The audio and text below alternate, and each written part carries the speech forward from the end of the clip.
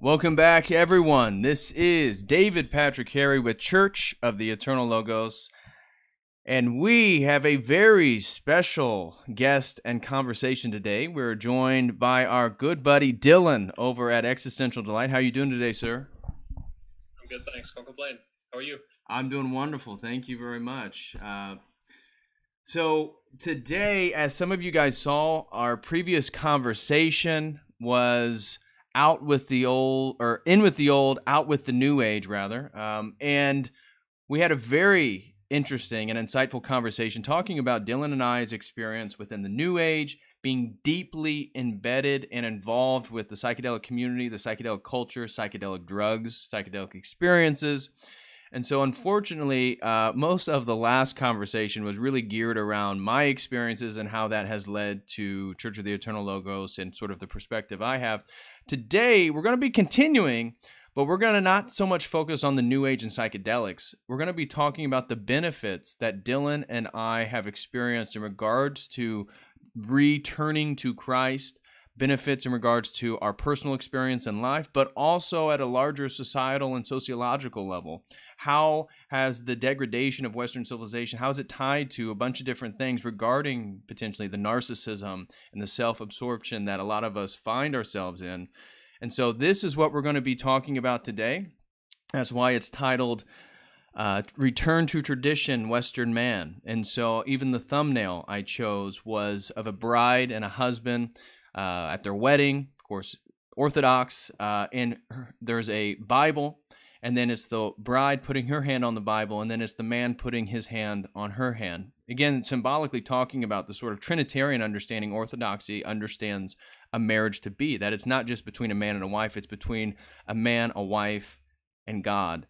And so this is the return to tradition. This is the type of topics that we're going to be getting into today. And so hope everybody is as excited as I am. We've already kind of gone over some of the topics, and it's going to be very insightful. I promise that. And there's going to be so much to talk about. And we even have a very special conversation that we're going to be saving for our members only. And so before we get started, I do want to say that thank God, God willing, we now have our members only library available at davidpatrickharry.com, churchoftheeternallogos.com for $5 a month. Now, this is separate from the donation. So if you guys have already set up potentially a $5 a month recurring donation, I will be, anybody who's already done the donations monthly, I will be spending the rest of the evening creating your memberships, and I'll be sending out your username and your password so you can log into the website and you can watch their content. Now, there's nothing up there as of right now, but by the end of this evening, there will be a welcome video, and there will be a special conversation that Dylan and I have recorded specifically for all you guys who want to join us over at the members only section of the website. So I'm very excited about that.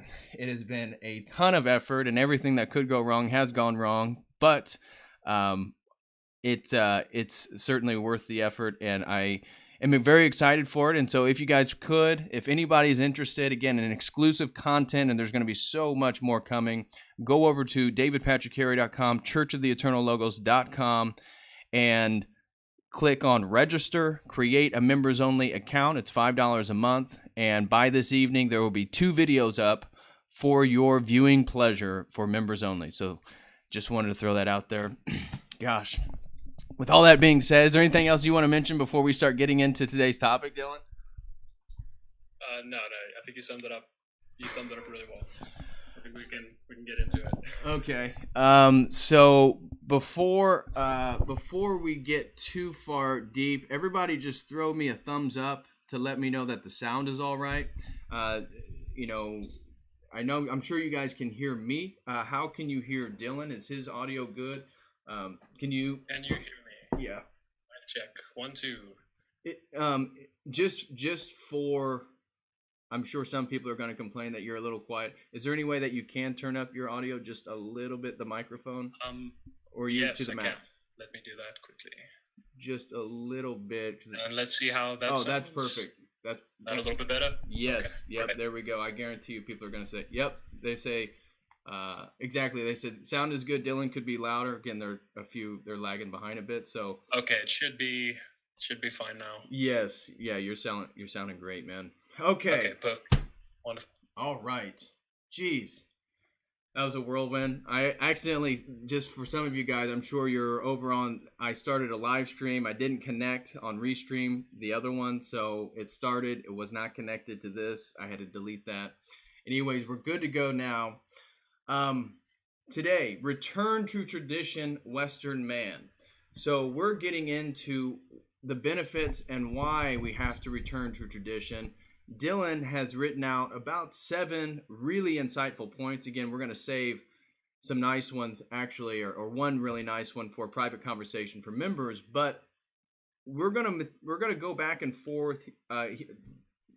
You're being the guest. It'd be your honor to start us off with maybe one of the topics you'd like to really get into, talk about this benefit in regards to moving. Well, actually, before we do that, do you want to talk about maybe quickly wrap up your journey? We didn't talk a whole lot about that in the previous conversation on how you got into Christianity from the New Age, from psychedelic culture.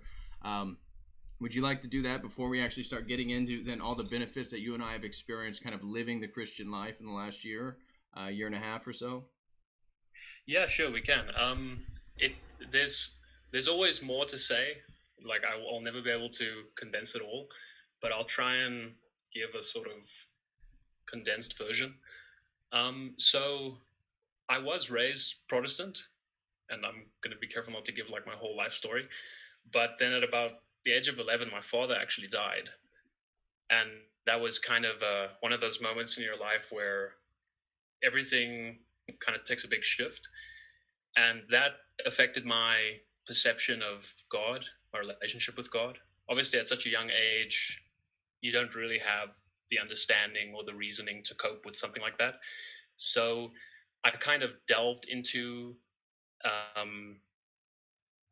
kind of delved away from God initially. And then in high school, I sort of got into this kind of ministry group. This is going to sound, I don't know how this is going to sound, but I was in a breakdancing Protestant ministry group called Freedom Feet. we would go to schools and we would minister, and then there would be breakdancing. I played in the band, so I didn't actually do the breakdancing. I probably would have done more breaking than dancing. So I was playing in the band, and I actually studied music. So I'm not really the theology guy or the philosophy guy. I'm actually got a musical background, but I have a lot of interest in these things. And so then what happened was in college, I lost my faith, to maybe for lack of a better term, but I kind of got convinced by atheism. I was getting really into apologetics, and I was listening to all of these atheistic arguments. And at that time in my life, I had a very superficial understanding of Christianity. And so when your foundation is weak and somebody comes with a sledgehammer and they start giving you arguments that you'd never considered, or if the foundation's weak, it's pretty easy for somebody to topple everything over. And I didn't know it at the time, but in retrospect, I think there was for me at least absolutely a moral component, where at that time I felt kind of like there's all these behaviors I want to engage in, but by engaging them I feel guilt, and I would attribute that to my belief in God.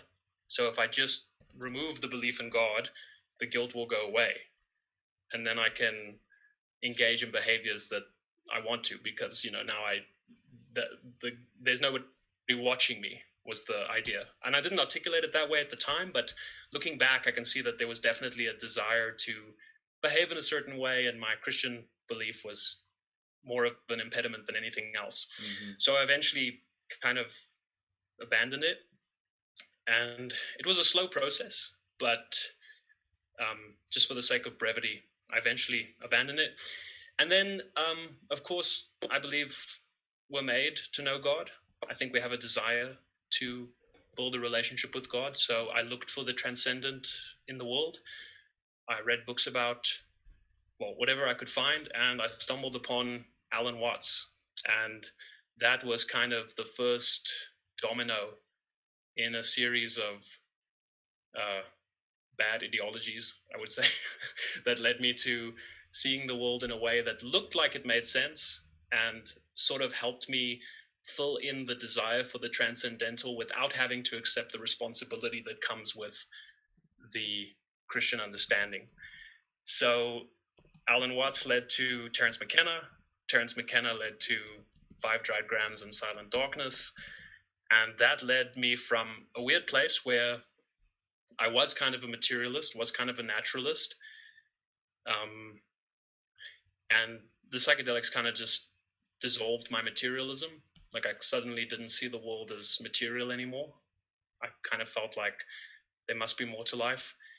And I couldn't articulate what it was or anything. And Alan Watts I had the initial feeling of, oh my goodness, now I understand what Alan Watts is actually saying. Now I see what he's talking about, right? So it seemed like everything he was saying was now confirmed by my experience. Mm-hmm. And then, that kind of went on for a while. And then one day, full disclosure, I went to this. So just for the record, so I went to this traditional Native American sweat lodge. And I should say I live in South Africa, but I went to a traditional Native American sweat lodge. And there, this guy gave me a mushroom, and I'm just trying to think about how I should put this. So it was, I think, more than 5 grams. And I went into a room in this house at the sweat lodge, and we could talk about the sweat lodge some other time, but I had this very transcendent experience in the house where I kind of went, it wasn't just that my materialism dissolved, but I actually had this very direct feeling that there is a God.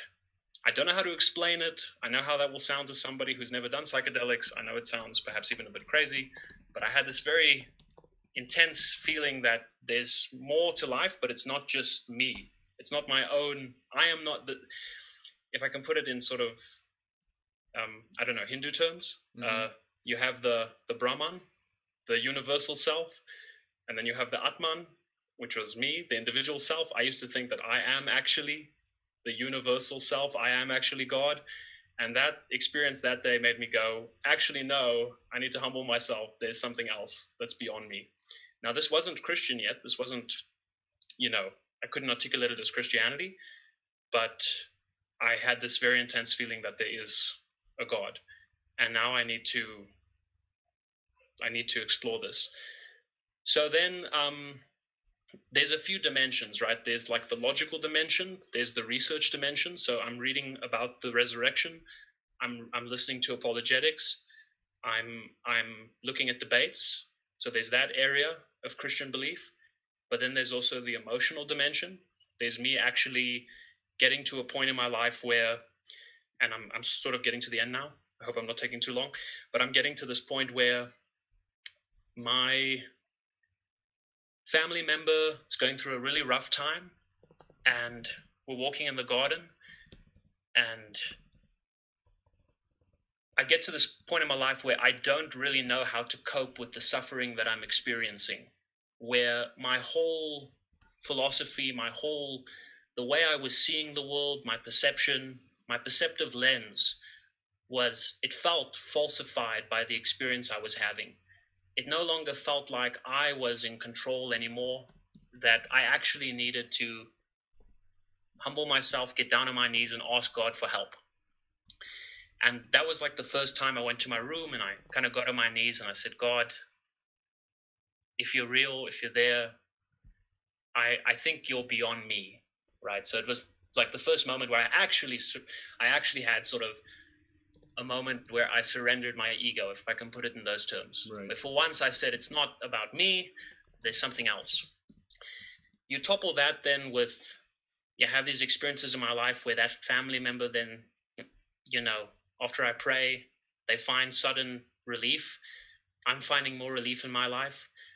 On top of that, you have all the logical aspects, the research I'm doing about Christ. And at that time, I'm sort of perennialistic. I think Christ is just a symbol for the enlightened individual, and he's a symbol of what I have to do. Christ realized he was God. That's why they crucified him. I also must realize I am God, but I mustn't say that because they'll do the same thing to me. But then I wrestled with, well, why does the Bible claim to be so historical? Why does it seem to be so rooted in history? It seems like a very elaborate plot. to come up with the idea that this is just a symbol for me, for my individual benefit, and not to mention all the people that gave their lives for this supposed just a symbol, right? Now, there's obviously symbolic aspects. There's symbolism within Christianity, of course, but the idea that Christ himself was just a symbol no longer satisfied me. Then I got to the point where one day, instead of just praying to God, I actually prayed to Jesus Christ. And I asked Christ to come into my life. I said, I want to try and have the thing I'd never had.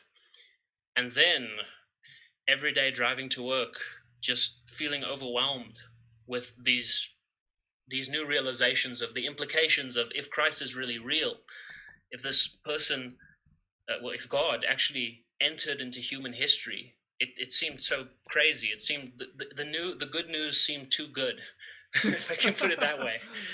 And I remember driving to work like almost every day of the week and welling with tears, almost having to pull over the car and stop driving just to kind of pull myself together before getting to work, because suddenly all these issues I'd been wrestling with for years, questions of, and we'll get into a few of the points, right? This restlessness in my heart, these questions, this frantic search for meaning that, psychedelics just give you more and more questions. They're just drowning you in questions. And finally, I had something that seemed like an answer. And then since then, it's just been a matter of slowly developing that relationship. And I'm very careful not to come across as this like overly zealous guy. Like I said, I'm not the theology guy. There's a lot of wonderful theology channels like yours that people can go and check out, and philosophy channels, right? But I do think that Christ is the way, the truth, and the life. I do think he was God in the flesh. And I do think that he is the way to salvation. And you can't get to the Father any other way, because I tried a lot of those other ways for years, and they just led to disappointment and frustration. And they just led me back in on myself, on the ego. And I mean, Christ said it best, right? If you exalt yourself, you will be humbled. And yeah, so that's sort of where I'm at. And then there's other elements, but that's how I got to the point where I should clarify, I'm really condensing this. There's so much more that was happening, but just for the sake of time, that's a very rushed explanation of how I got to that point where I kind of went, wow, Jesus is Lord, and this world is not this is not the end. Jesus is Lord. Amen to that, man. That was a great testimony. I know that you're dwindling it down to a brief summary given our limits on time and how much we actually are getting ready to get into. We have so much that we're getting ready to talk about that again, we could probably spend 40 minutes to an hour just talking about testimony. And just based on what you said, so many ideas kind of came up to my mind. But now, with that being said, framing the conversations that's about to take place for the next hour to 2 hours, we want to talk about the experience post-conversion. After accepting Jesus Christ as God, as Lord, as King, that what are the benefits? What is the personal experience, and then how, with our new set of eyes, do we see society? And so, if you would, I know you have some points that you'd like to talk about, and we've already kind of gone over.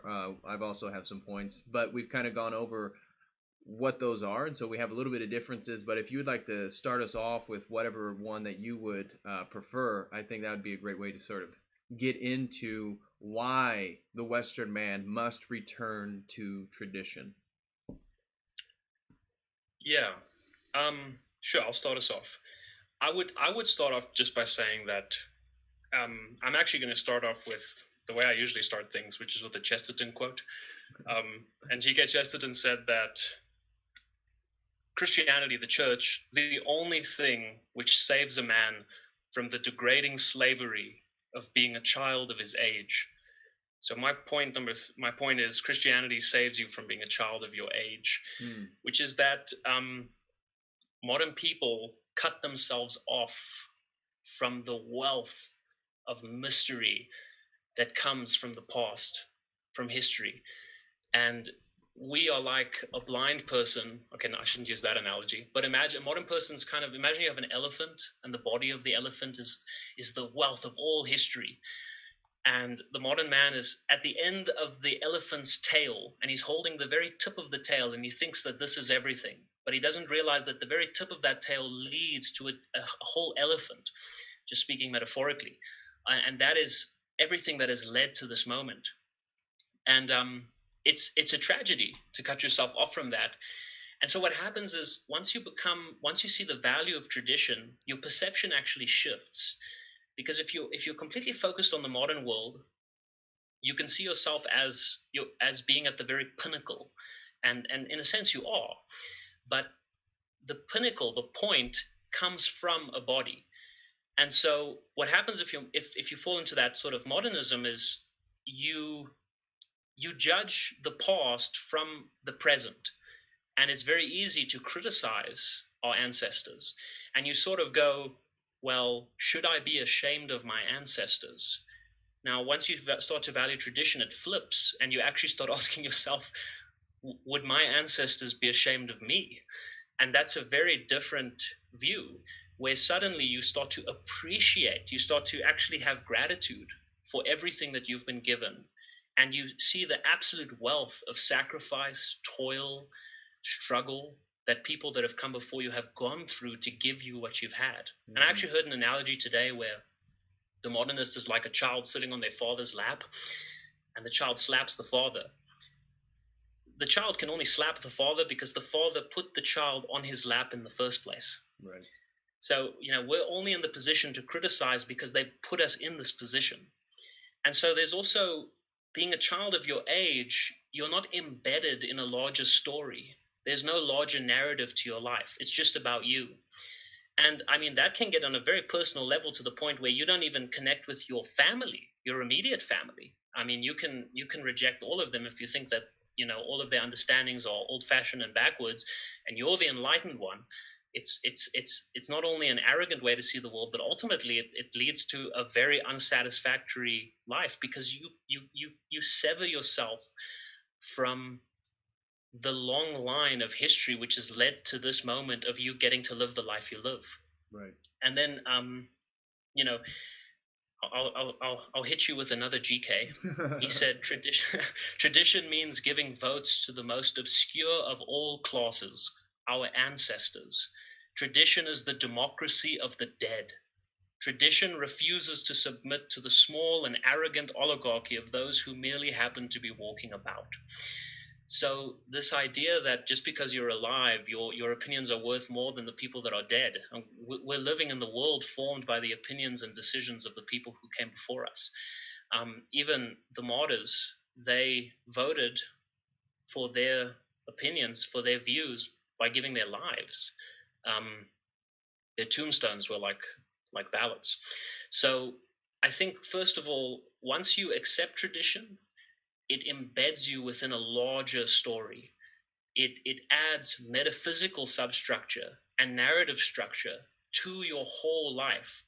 And every decision you make, it's like, well, if I think about how many people had to not mess up for me to be here, how many times somebody could have made a mistake, how many times some father's father could have been lazy and not taken that step and not made that dedication and not gone that extra mile for me. Am I really prepared now to completely ruin that because I have this impulse to be lazy? Right. So tradition informs your decisions, it embeds you within a narrative, and it actually imbues your life with meaning. Wow. That was beautiful. And I really, really loved your point about flipping the question of, am I proud of my ancestors, to, are my ancestors proud of me?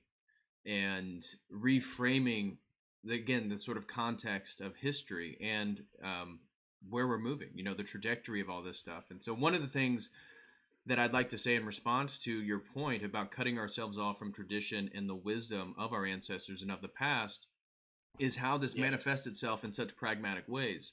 I was speaking recently with a friend and his fiance, and we were discussing about modern sexual morality and even the concept of like sexual freedom and sleeping with a lot of people, and modern research that shows how women who have slept with a multiplicity of men, the more men that they have slept with, the higher chances of birth defects, and that the retention of actually DNA from the men they sleep with is something that they never get rid of, that somehow their bodies actually hold on to this stuff. And so when we look then at tradition, and tradition says to wait for sex until you found the right person, wait for sex until you're married, and so we look at, I know HIV/AIDS is actually a controversial, the stuff, existence of it, even with like E. Michael Jones or something like that. But the sexual immorality, at least at a symbolic level, I think pointing to the promotion of sodomy and stuff like that, is ultimately leads to death. And so that is what sin is ultimately. It leads to death. But you're not going to have all these sexual diseases and sexually transmitted diseases if you have one woman and one man who have only been with each other and live the rest. It's only children and a lot of fun basically for the rest of their lives. And that's the way it's supposed to be, and that's what tradition says, and that is wisdom. And so even though the wisdom doesn't talk in these sort of modern scientific language about, well, this is why we do this, and look, here's another ripple effect, here's a repercussion and a consequence of not living within the logos, not living according to the correct order of the world. This is one of the consequences of that. And so we're going to be getting into family and stuff like that, but just with what you said, I thought an easy way is just look at sexual immorality, and because this is considered so progressive, right? That the basically allowing the Sodom and Gomorrahs to exist in the world. This is what modern people do, and if you don't do that, well, then you're backwards. You're an idiot. You're totally dogmatic. You don't understand what's going on. You don't have a heart, right? Don't you know that love is love? And so again, it comes back to this relativistic understanding of the world, which is problematic in the first place. So again, just it's another angle to look at exactly what you're talking about in regards to cutting ourselves off from wisdom, cutting ourselves off from tradition. Is there something else you'd like to say or respond to before moving on to the next point? Yeah. I just want to, I think I'll just add something that I read somewhere. I don't know if it's cliche at this point, but I guess I'll say it for somebody who might not have heard it yet. But tradition is it's not the worship of ashes, it's the preservation of a fire.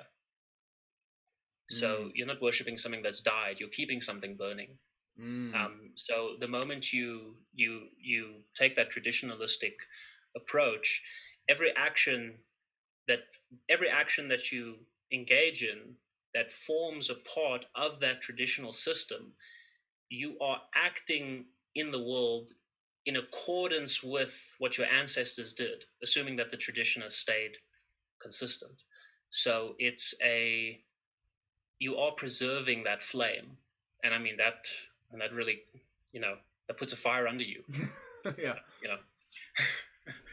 No, very well put.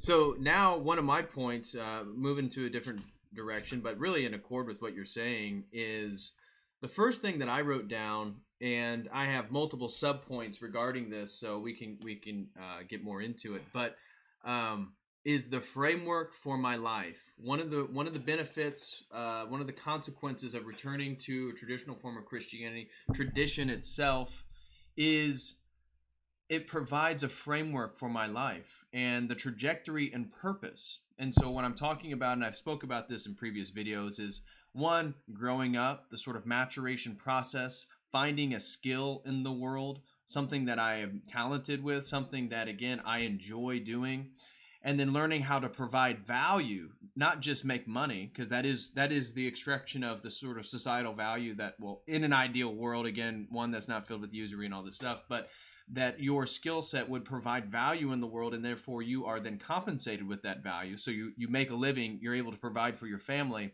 and then you find someone to love, you have children, you raise them the right way, and eventually you meet your maker.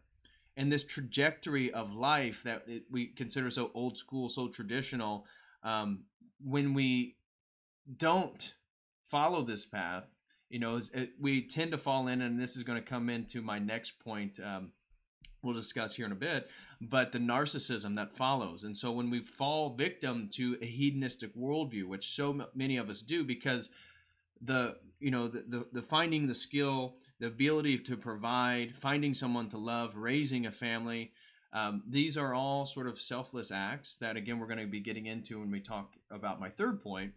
But Yes.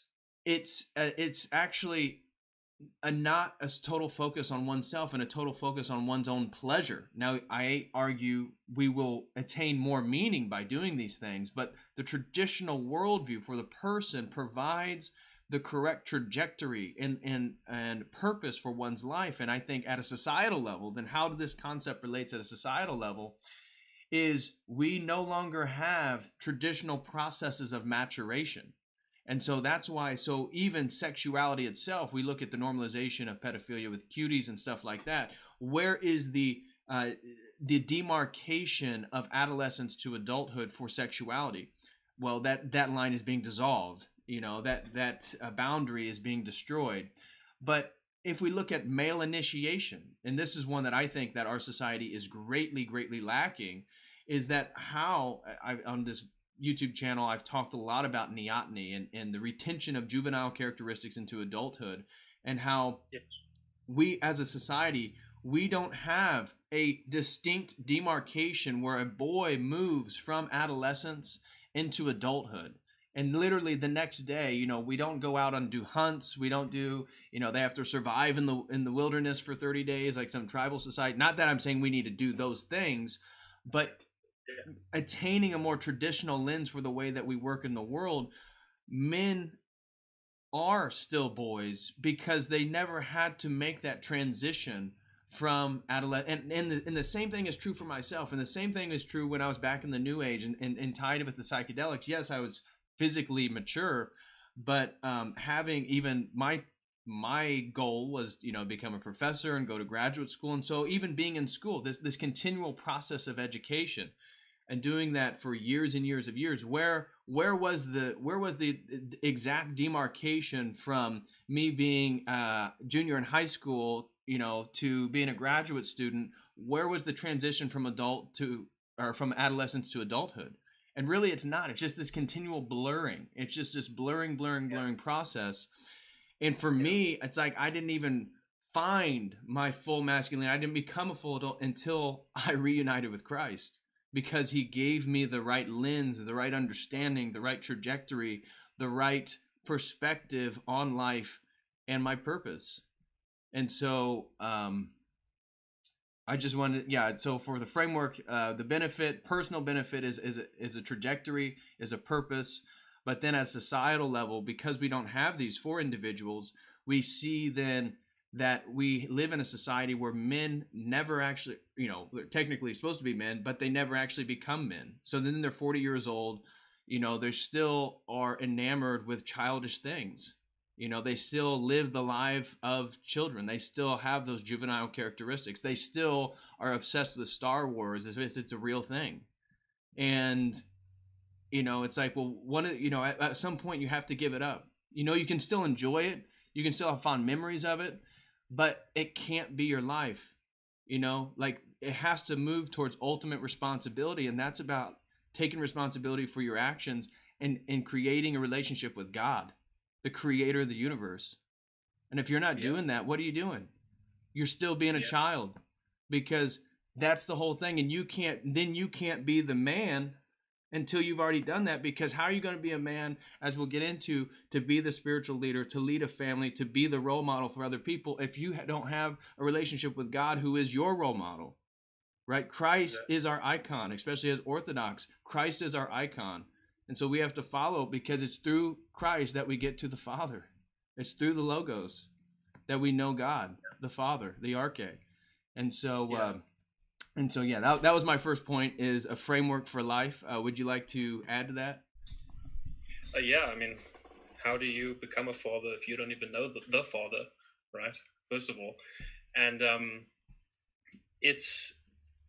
I think it's one thing to one day want to watch Star Wars with your son, And it's another thing to one day be 50 years old and have the Blu-ray collection of Star Wars and not have a family. Right. There's a difference there. Exactly. You know, you can incorporate things into your life, but you don't want to allow things to become the center of your life. Anything that's not that, you don't want anything to be the center of your life other than Christ. You don't want anything else there. And I think that's the problem. And I mean, we're identifying sort of media, but it can be a lot of things, man. I mean, for some people, it's, I'd say, even more harmful things like alcohol or drug addiction. It becomes the center. And, you know, some people, drugs become their identity. They wear shirts with marijuana plants on it. It's like, associate me with that. And, you know, they even cope with their addiction by calling it a lifestyle choice. And it's like they're trying to turn it into an aspect of their life instead of a vice or a hindrance. Yeah, you said a lot of great things, but I'm in agreement. Yeah. Okay, so I guess I'll jump into one of my points. Yeah. Which is, yeah. So there's a common caricature of Christians that, oh, you just don't want to think.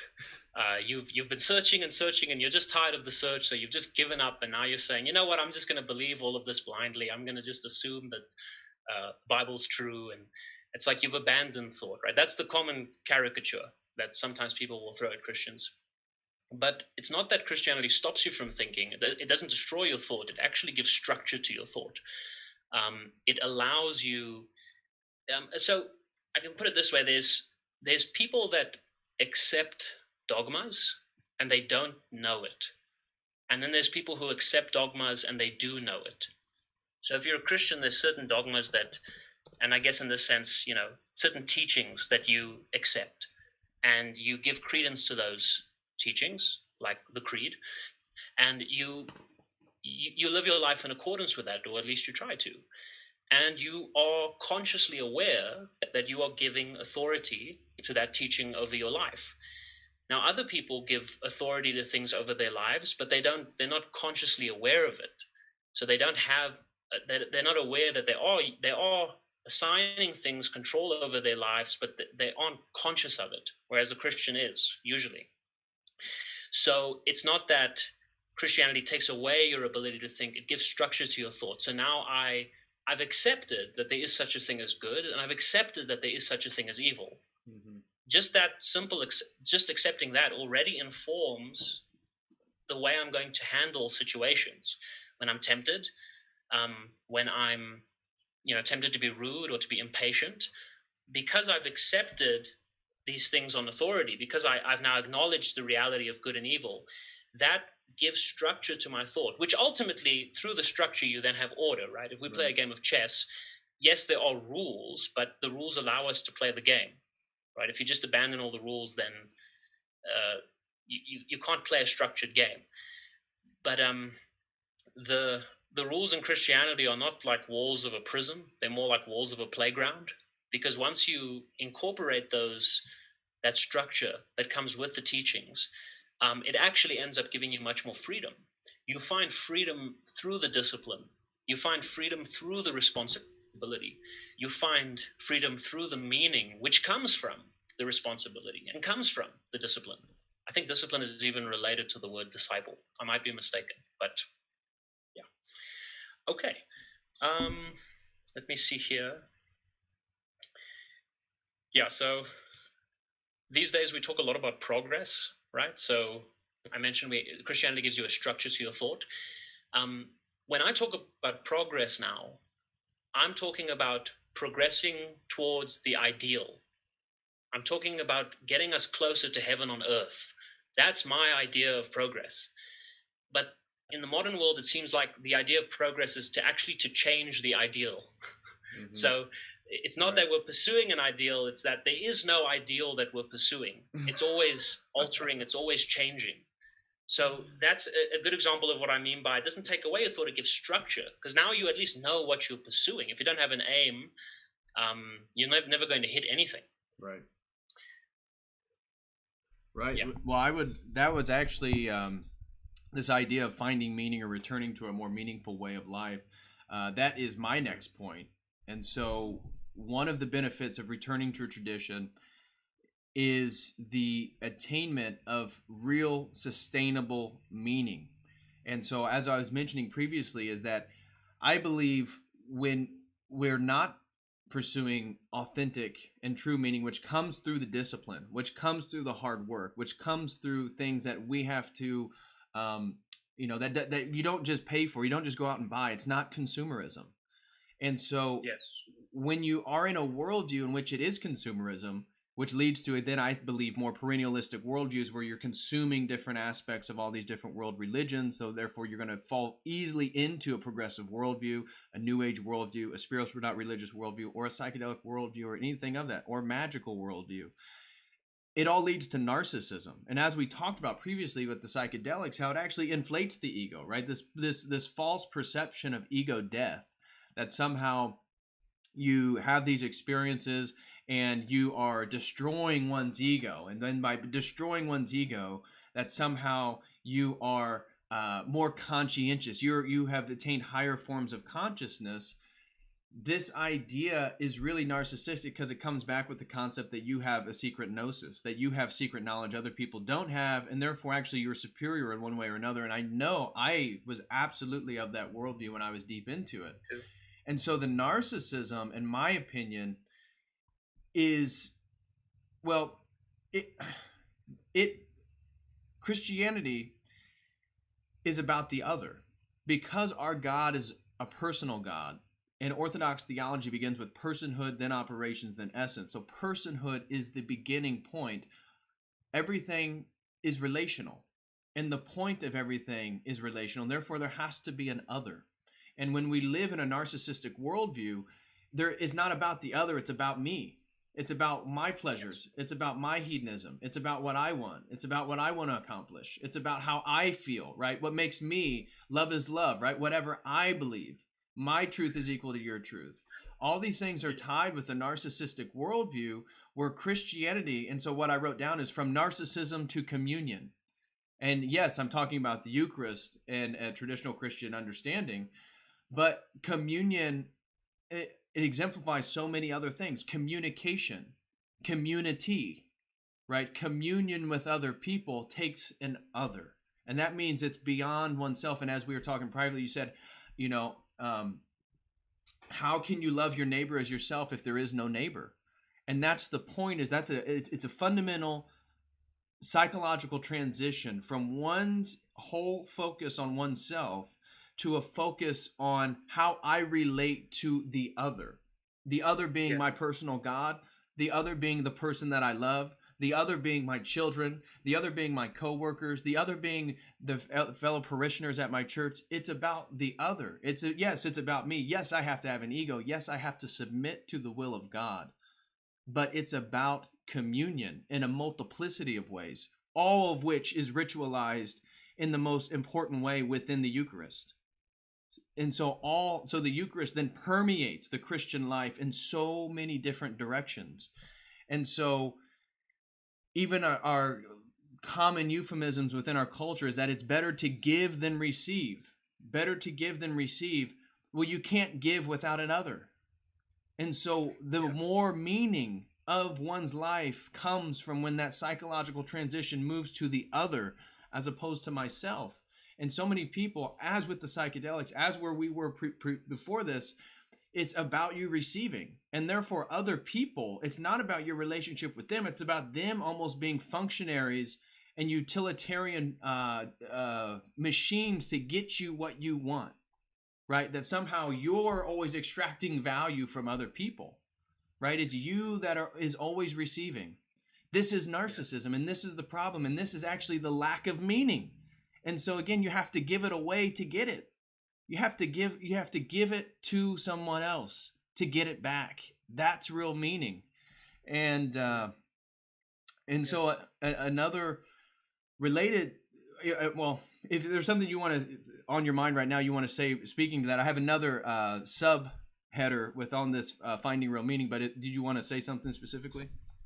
Yeah, well, it's just basically what you said is you have to die to self in order to truly live, right? You need to sacrifice self. You need to Um, it is all about other people, and it almost seems as if, when you wake up in the morning, the world is in front of you.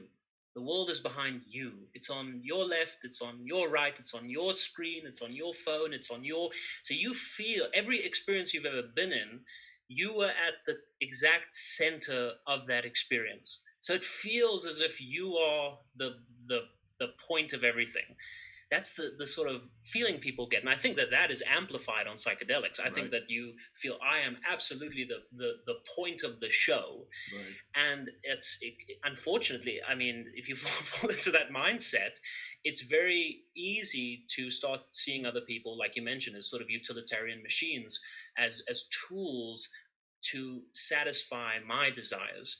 And what ends up happening is, you're not really treating other people as people. You're the only one made in the image of God. Everybody else is kind of just made in the image of serving me. And that's, I mean, you can judge it.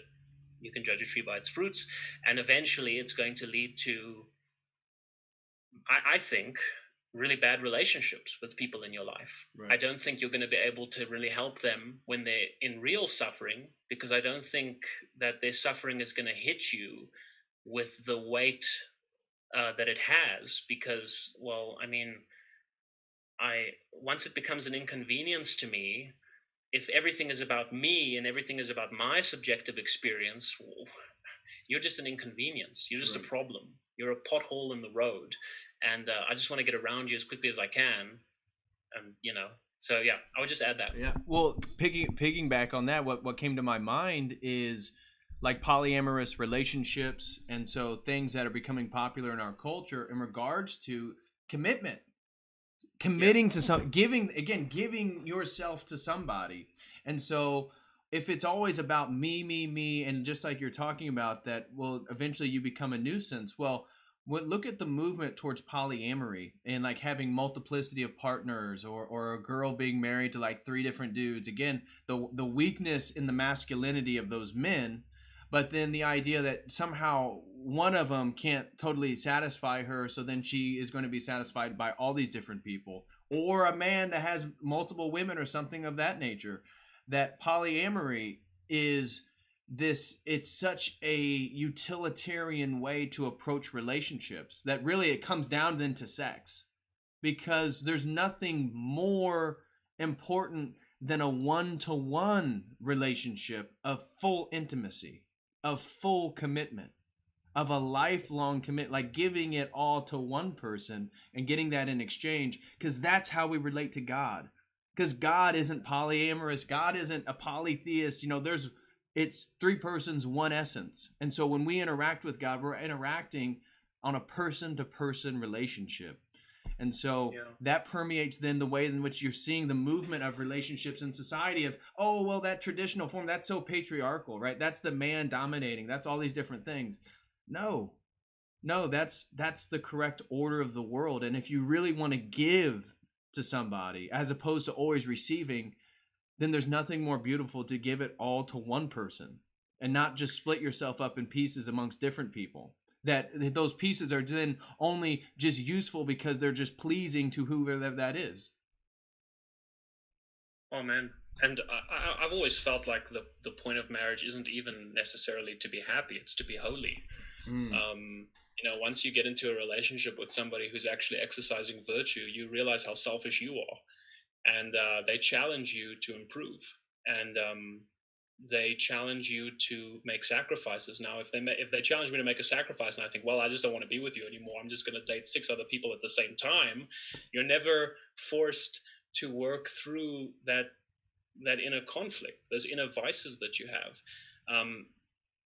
Committing to one person is a challenge. It's I read this line. I must be careful not to quote Chesterton too much, but he said, "Marriage is a duel to the death that no man of honor should ever refuse."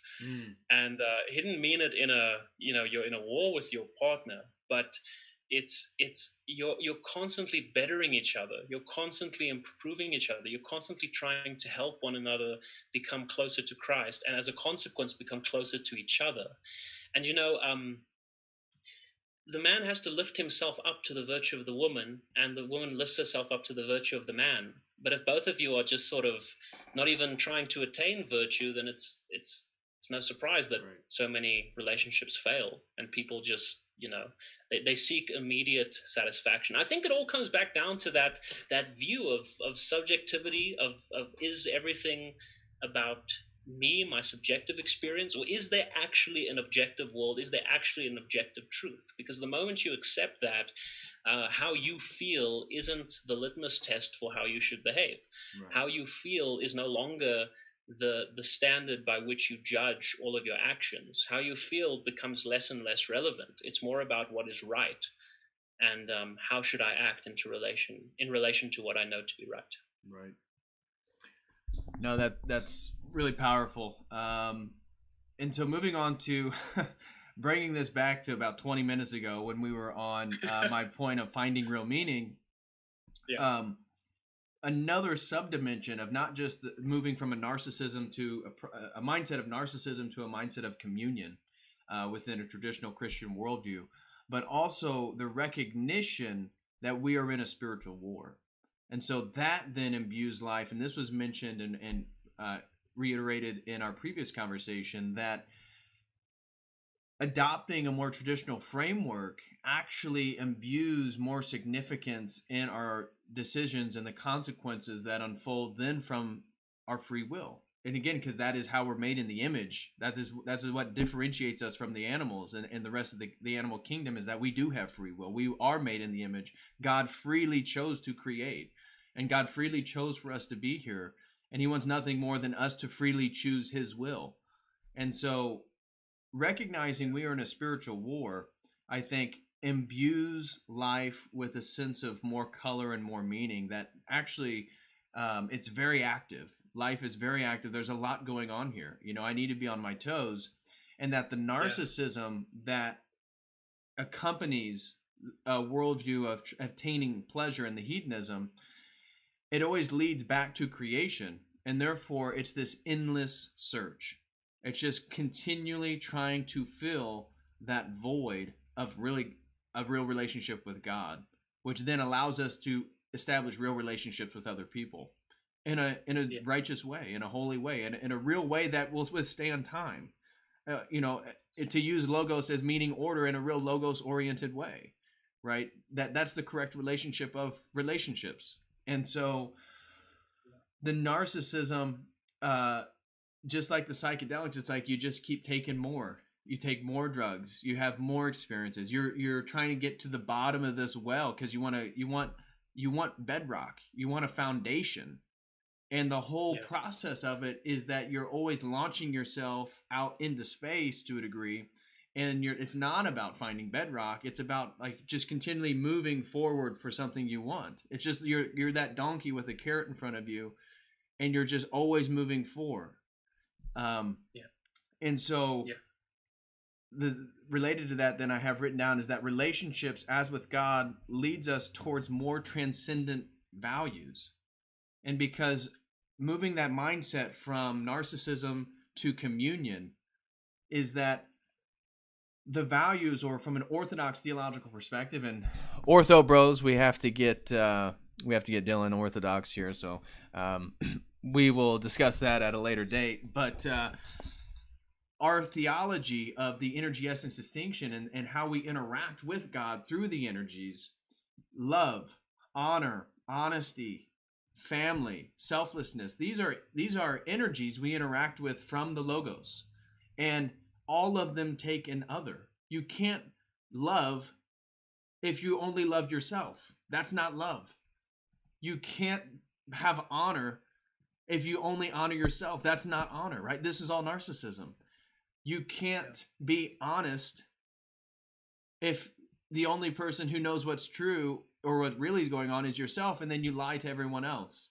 That's not honesty. That's not real meaning. That's not going to aid in orienting your life and your relationships to the correct manner. And so love, honor, honesty, and then being selfless. I mean, look what, again, the crucifixion and the resurrection of Christ, the incarnation. again, we're seeing, because Christ is the way in which we know the Father. So just looking at these things, they're way more than symbolic. They're way more than archetypal understandings from a Jungian perspective. But those are also little subpoints within the larger framework. So it's not incorrect to not recognize those things. It's incorrect to only go that far. And so Well said. the selflessness, and then the family, because the family is essential, because the family is how we're going to reflect the love of the Trinity, right? Between me and my wife and our children. And understanding that is that, you know, the spiritual war, the narcissism, changing your mindset to one of communion, is that building a real relationship with God and then recognizing that those values lead you towards more transcendent understandings that involve another. And so, like I said, love, have to have somebody else to actually have love. You can't just do it again, you know, about yourself. Honor, honesty, you know, selflessness, and then family. And you could go on, but those are just the ones that I wrote down. Yeah, well, I'd love to just add right to something you said right at the end there, which is there does, and I'm sure you'll agree, there does seem to be such an emphasis in the world today on self-love, on loving oneself, on give yourself self-love, give yourself, and of course, I don't think you should despise. Sometimes it doesn't help if you're walking around insulting yourself 24/7, of course, but you want to be careful that you're not loving yourself more than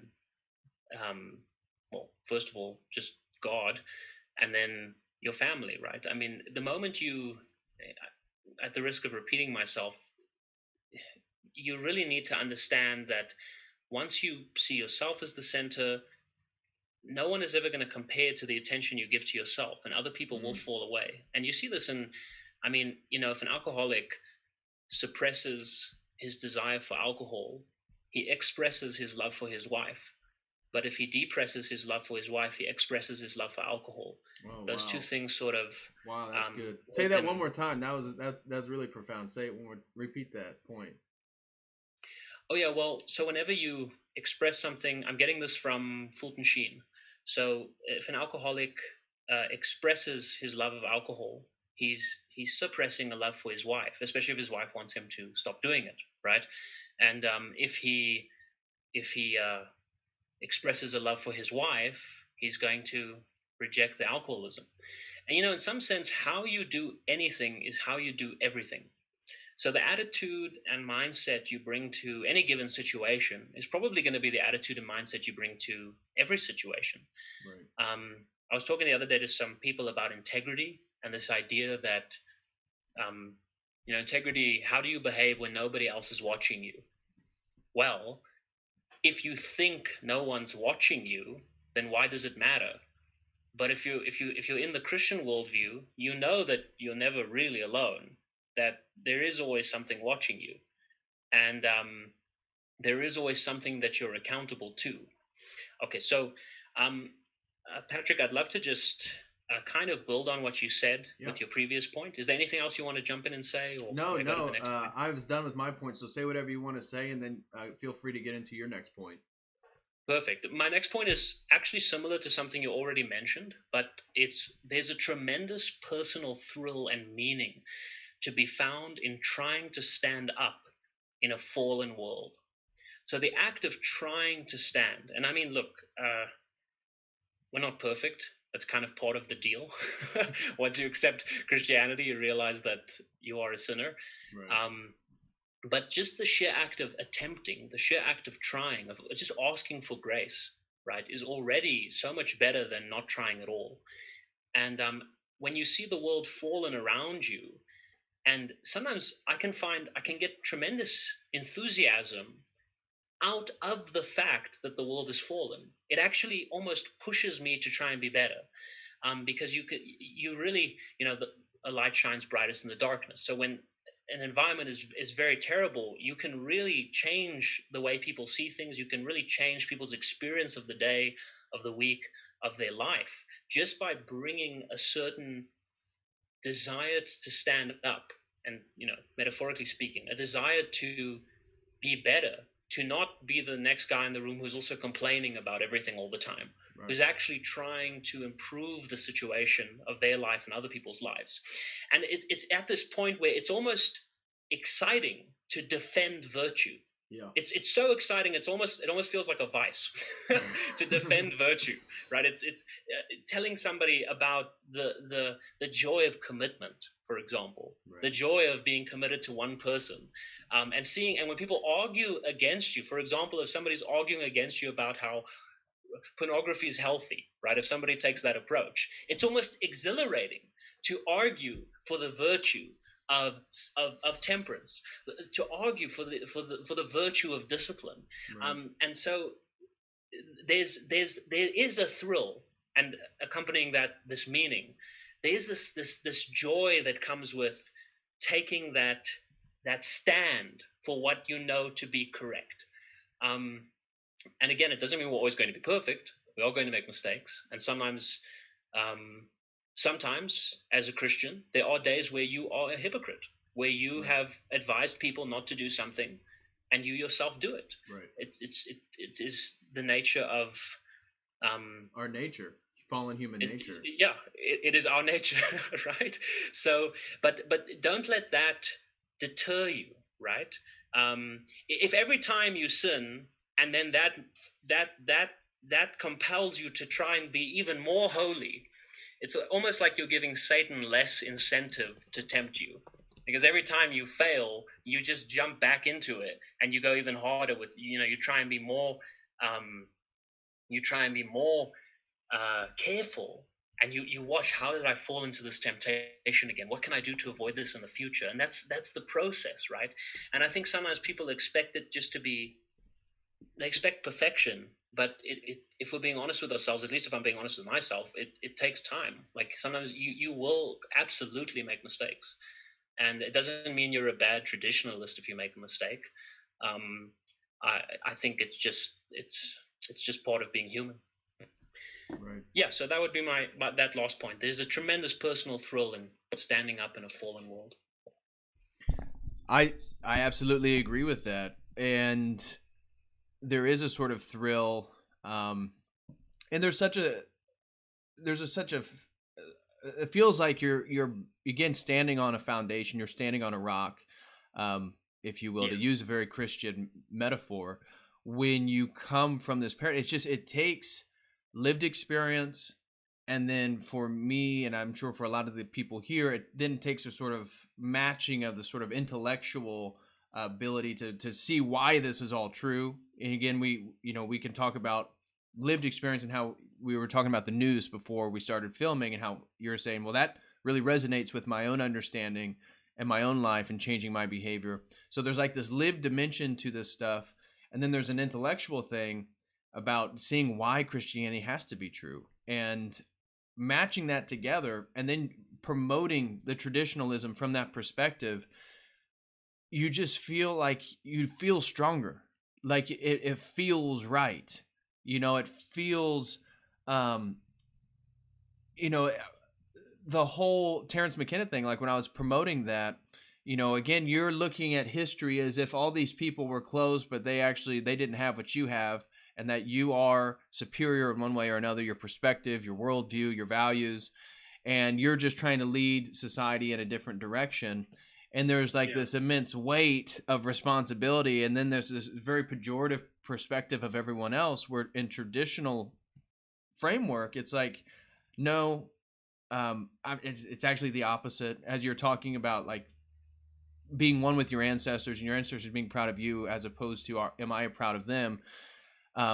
There is a sort of thrill of being connected to something that you experience to be true, you intellectually know is true, and then when you go to say it in the world, the response from other people, usually in an antagonistic way, almost then revalidates what you already believe. It just, they can't see where you're coming from, and so the crucifixion of Christ is just it's the common feature of this fallen world, so when we go out there and we try to promote Christ, those who again haven't had the experience, and then the intellectual progression into it where it all makes sense, they're going to initially attack it, because again, that's the nature of this sort of fallen world. But it is a thrill, and it's fun, and you almost get like you get energy from it, you know.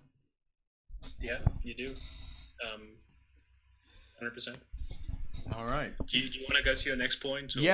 Yeah. So I do want to say we have some people on here. If you guys haven't, please smash that like button. If you would like, go to Existential Delight on YouTube and subscribe to Dylan's channel. He has great stuff. As you can see, a very insightful, smart, and good Christian man trying to do what's right in the world.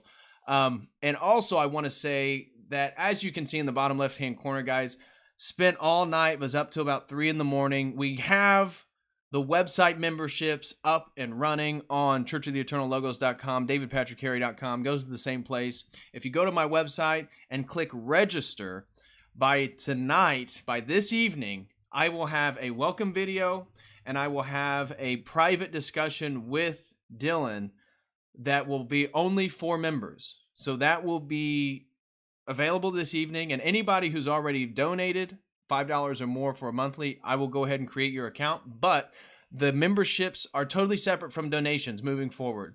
So if you were to go to my website and you were to try to set up a $5 donation monthly, that is not the same thing as the membership. You have to go to the website, click register, and then create, just for $5, a membership. And that membership will then create an account that will allow you to a video library that's behind a paywall. And so this evening, I will have 2 videos up.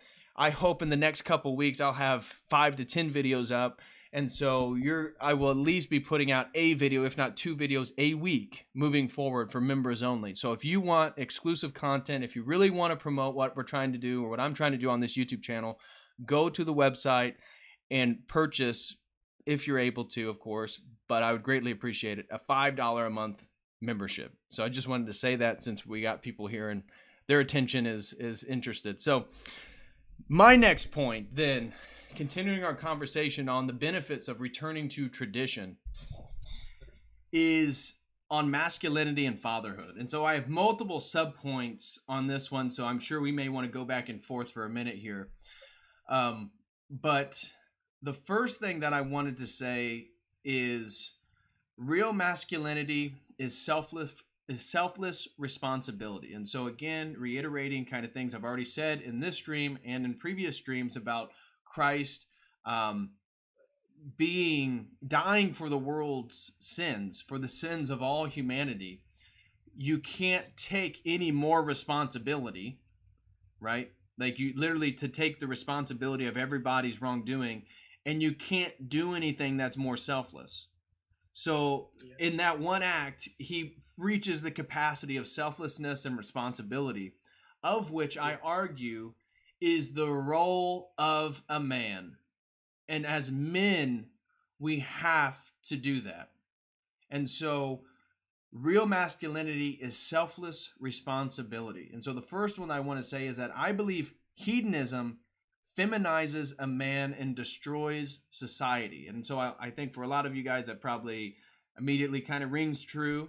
But one of the anecdotal things that was going on last night, so again, spent basically from 6:30, 7 o'clock till 3 a.m. working on the website, trying to get that membership stuff going. But in the background, when I was over at my buddy's house, it just happened to be that Bravo channel was on, and the show $1 Million Listings was on. And so this show is about real estate agents. They were like in Malibu, California, and they're showing these houses that are like $87 million, just ginormous mansions that nobody can buy except the 1% of the 1%. And then the way that they dress, the way they look, everybody's good looking, all this different stuff. But what did I notice? Is that the men in that show and the men inhabiting that world, so many of them were homosexuals. So many of them were sort of feminized in the way that they were so concerned with, not that looking good isn't a bad thing, not that having nice things is a bad thing. I don't believe that at all. I don't believe money's a bad thing.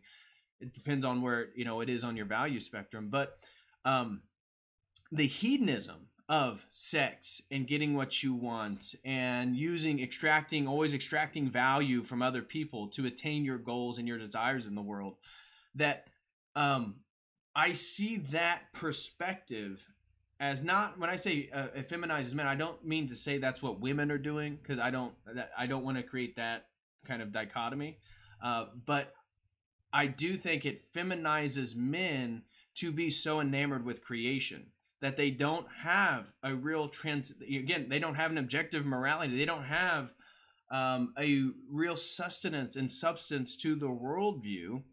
And so these men are more feminized, right? It's not about a selfless responsibility. It's about pleasure and hedonism. And that's what really I see the homosexual relationship as, is that it's full pleasure, it's full narcissism without responsibility, because there's never going to be a baby. There's never going to be a larger understanding of family. And then when they try to do that, it's just a bastardization and a false mimicry of the real order when they try to adopt and have children and all this stuff, which then I believe, at a psychological level, that children need a mother and a father, and that there's different roles. There's different roles for people. So that leads then to hedging my bets. When I say that, I don't mean that men should not appreciate or take care of oneself. They absolutely should. And so when I was talking about how men need chest in a previous live stream, talking about building your body, not that you need to be a bodybuilder, not that you need to be totally enamored with one's physique or anything like that, but having a little bit of sense of pride in the way that you dress, in the way that you appear, in the way that you hold yourself, in the way that you have your body, because all that stuff in a Christian paradigm, in a traditional framework, is so that you can better take care of other people. So the reason why you need to stay fit, the reason why you should stay in shape, ultimately at the highest level, is not just for yourself and how you want to look, although that's all right to a degree. It's ultimately to be healthy, to be that person for your family, for your wife, for your children, for your extended family, for your friends, whoever it is. That if you're not taking care of yourself, how can you take care of somebody else? And if the point of masculinity is selfless responsibility, that the ultimate value is taking care of other people in a selfless way, that begins ironically with taking care of oneself.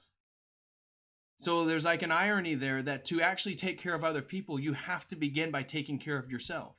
You have to get yourself in order, so then you can at least attempt for those who want order in their lives, that you can provide that for them. So I have other subpoints, but would you like to say anything regarding that? I would just add one quick analogy to the thing you just said at the end. In an airplane, if the oxygen masks drop down, you have to put yours on first before you start helping the people to your left and your right, right? So it's just that idea that if there's a first aider on the scene and he doesn't see himself as important and he just runs into the road and gets hit by a car, he's not going to help the patient on the floor. So he has to check his own safety first. He has to make sure that he's in a comfortable state before he starts. And also, you can't give what you don't have. So if you're not, it's very difficult to lead other people if you can't, first of all, just lead yourself. Yeah, I would just add that. No, and Be Love just wrote a comment that is excellent. It says, when you take care of yourself, your responsibilities aren't spilling over into someone else's duties. Beautiful. And that was profound. That is concise. That is really well put. And I totally agree, right? Because a man doesn't want my responsibilities to have to be taking care of somebody else. How is that a masculine way to approach the world? We have to take responsibility of ourselves, and then we can help those eventually take more responsibility for themselves, which may mean us taking responsibility for them to some degree. But that is then really acting like Christ, right? And so even the way you dress, I'm not trying to, hammer that, or be really superficial, but that mentality of being a little bit more meticulous in the way that you appear and a little bit more conscientious in the way that you look helps other people. It helps other people, again, create more self-respect for themselves, right? And so that's why you look at a society that dresses more formally, rewind 100 years ago, 200 years ago, and I guarantee you the morality is higher because formality itself is more present in society.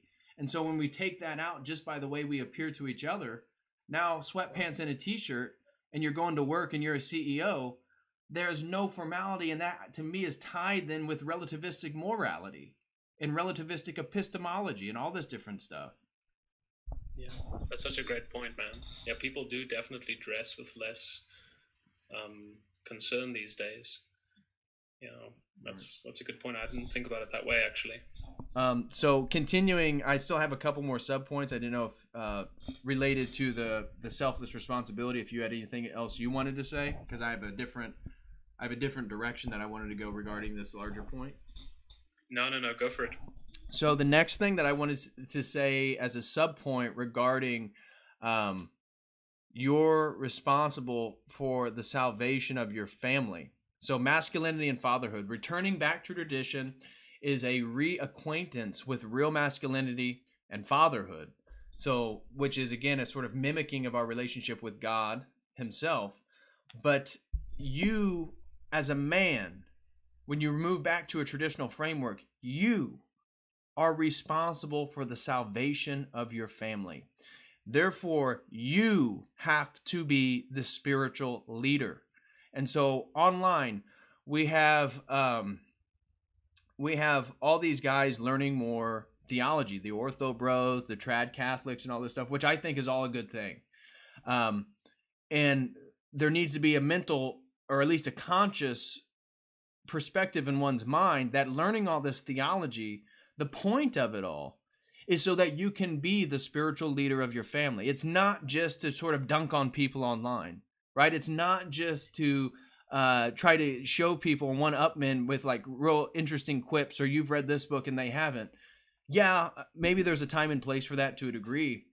Certainly apologetics, that's what apologetics is about. So if you're getting into apologetics, yes, that is the point of that stuff. But for the larger, general person that is learning more and more about theology, the purpose as a man, and that's why so many young men that are into it, is that you are the spiritual leader, and therefore you are responsible for your children's salvation.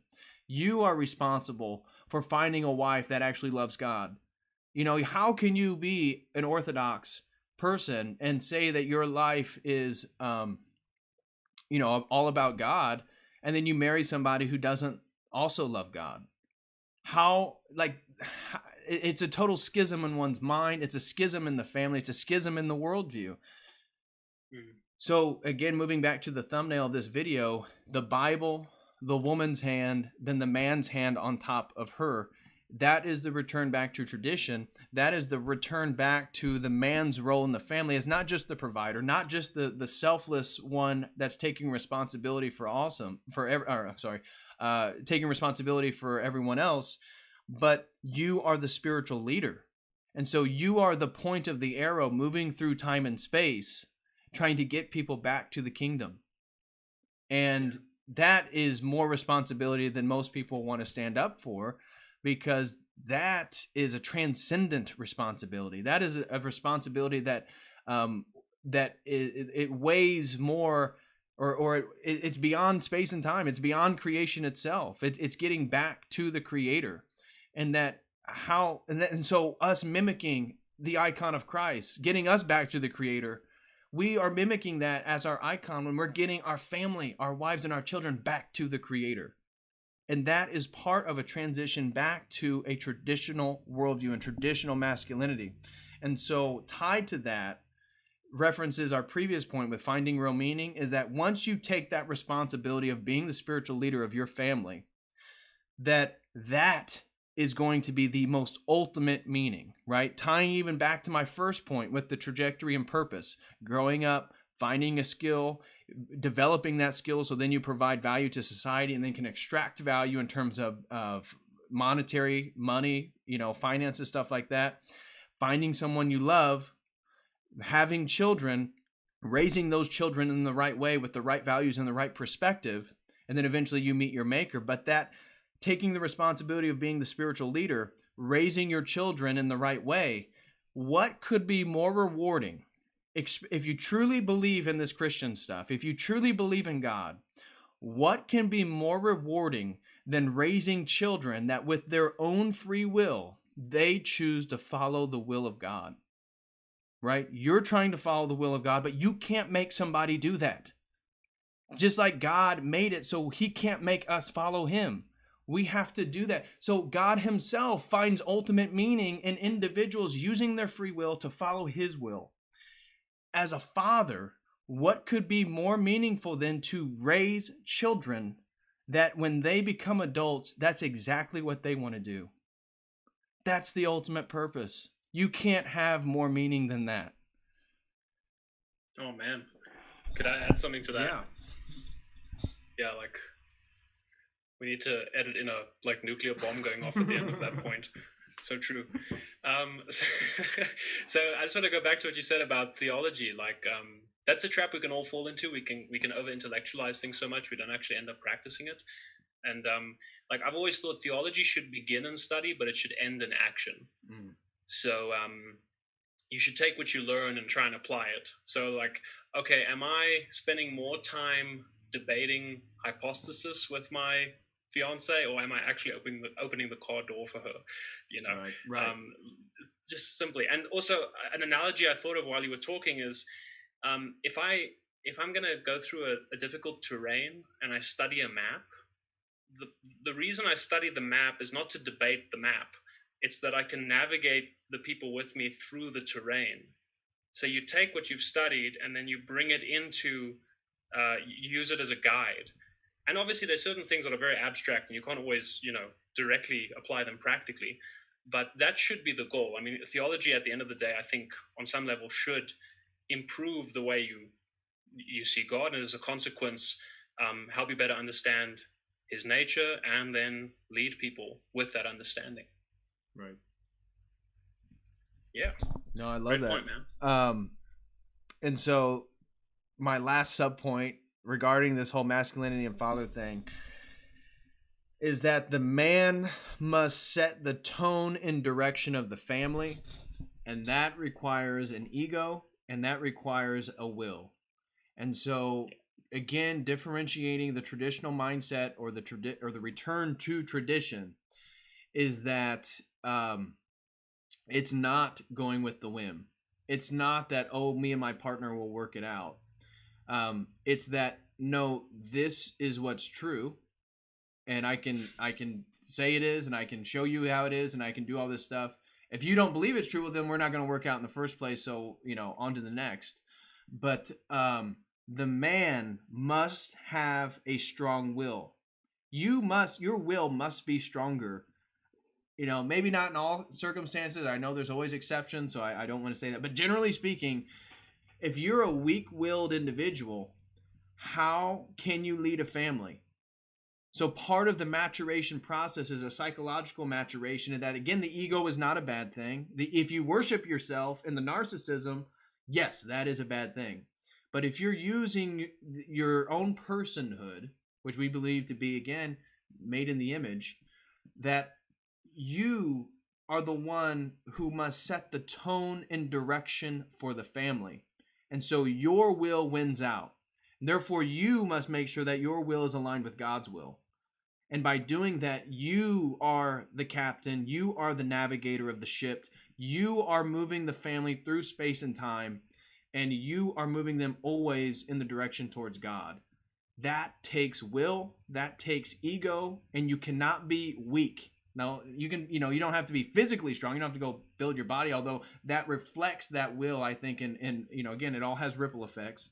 But you have to be conscientious about that. And you have to take that on, and you have to realize that it's on me, and it's my way or the highway, but my way is God's way. And if you're not into that, well, then we got problems. So that was my last point with masculinity and fatherhood, and how that all might relate to returning back to tradition. Yeah. It's a great point. And yeah, the father should be the priest of the household, you know. The father should be leading, and Christ is priest, prophet, king. And if you're going to emulate that, there are responsibilities that come with that. And I mean, you can understand why a lot of guys, they look at that responsibility and it's intimidating, Right. because I have to, well, it's all on my shoulders. If my family's not doing well, then at the end of the day, when I look in the mirror, I'm looking at the culprit. And that can be terrifying to some people. But that is part of being a man, is accepting that challenge and undertaking that responsibility. Right. And yeah, I mean, you're not going to be perfect every day, but you can never shirk away from that responsibility, because ultimately that kind of responsibility, like you said, is going to lead you to a situation where your children actually grow up one day and they want to learn about God. Right. They want to improve their relationship. And I agree with you. I don't think there's a moment where you would find any more meaning in life than that. It's kind of like you've passed life. You've got an A+ almost. Right. So I'd love to go to. Can I say? Yeah, I want to say one more thing regarding that. Is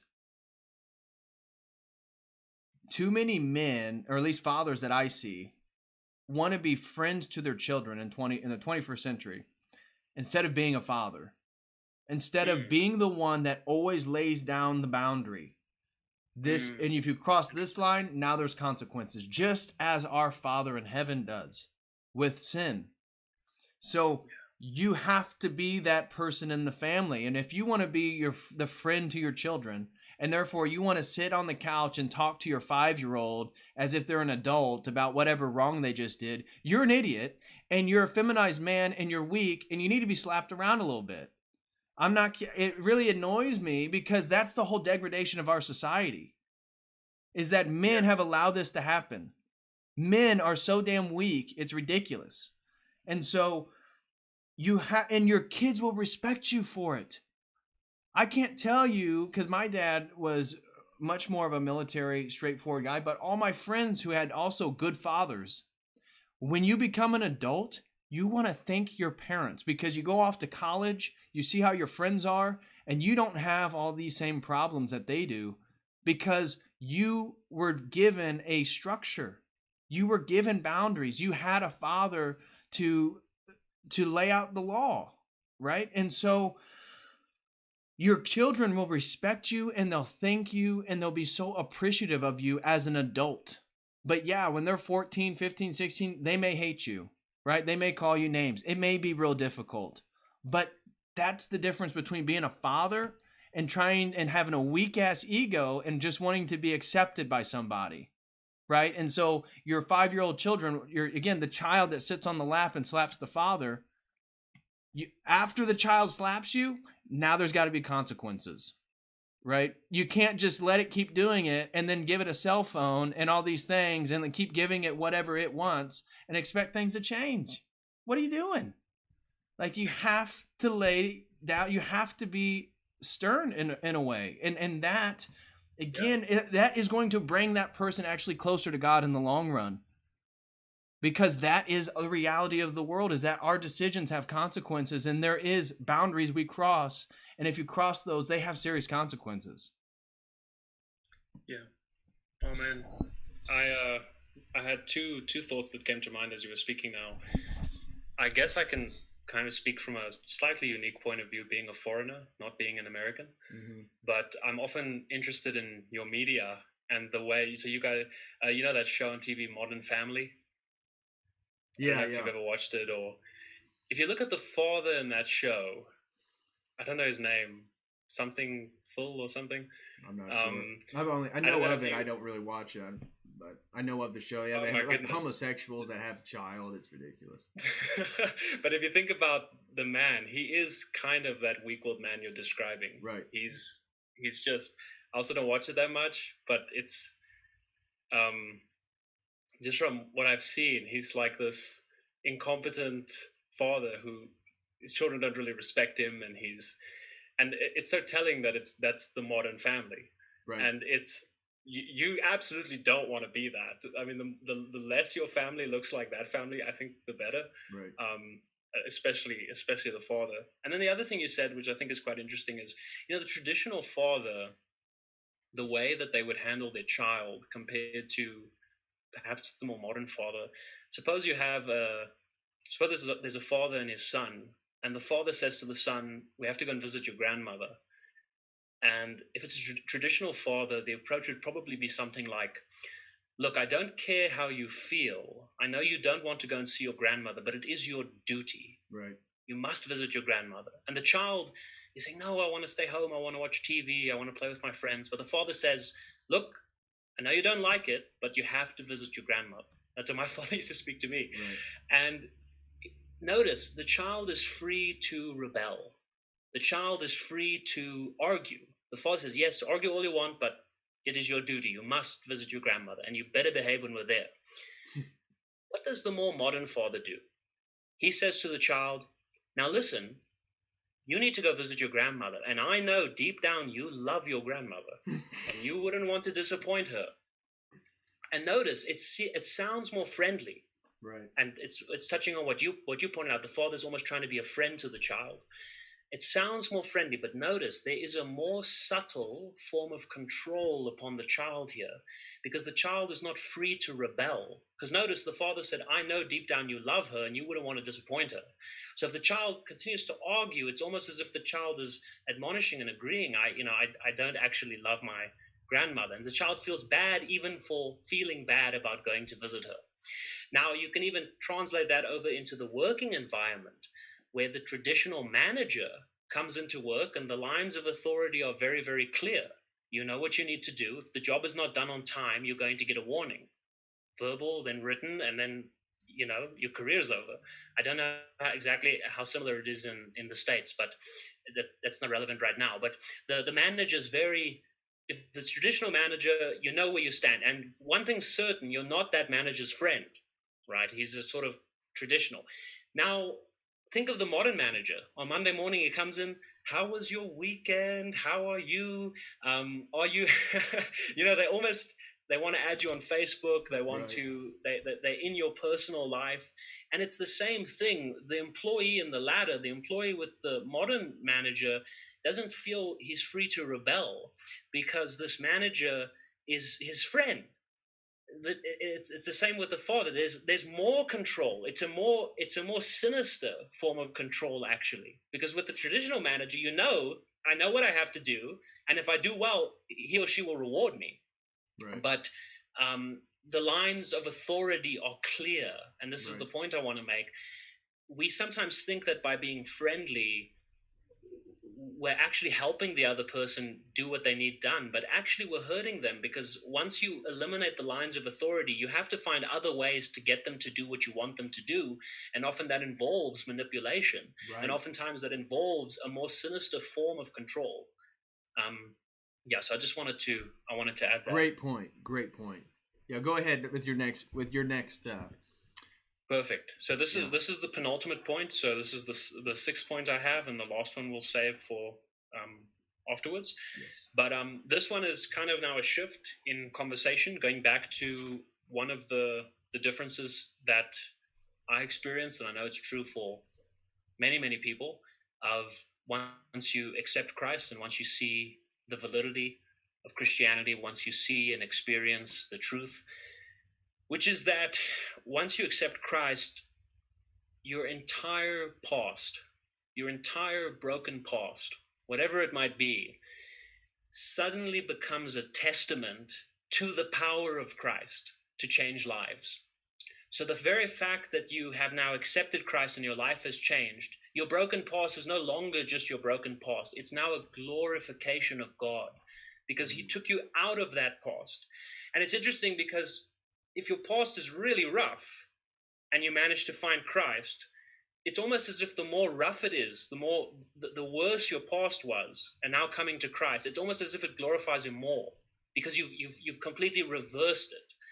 Yes, I was the lowest of the lowest, and because of that, I can now truly show the grace that God gives.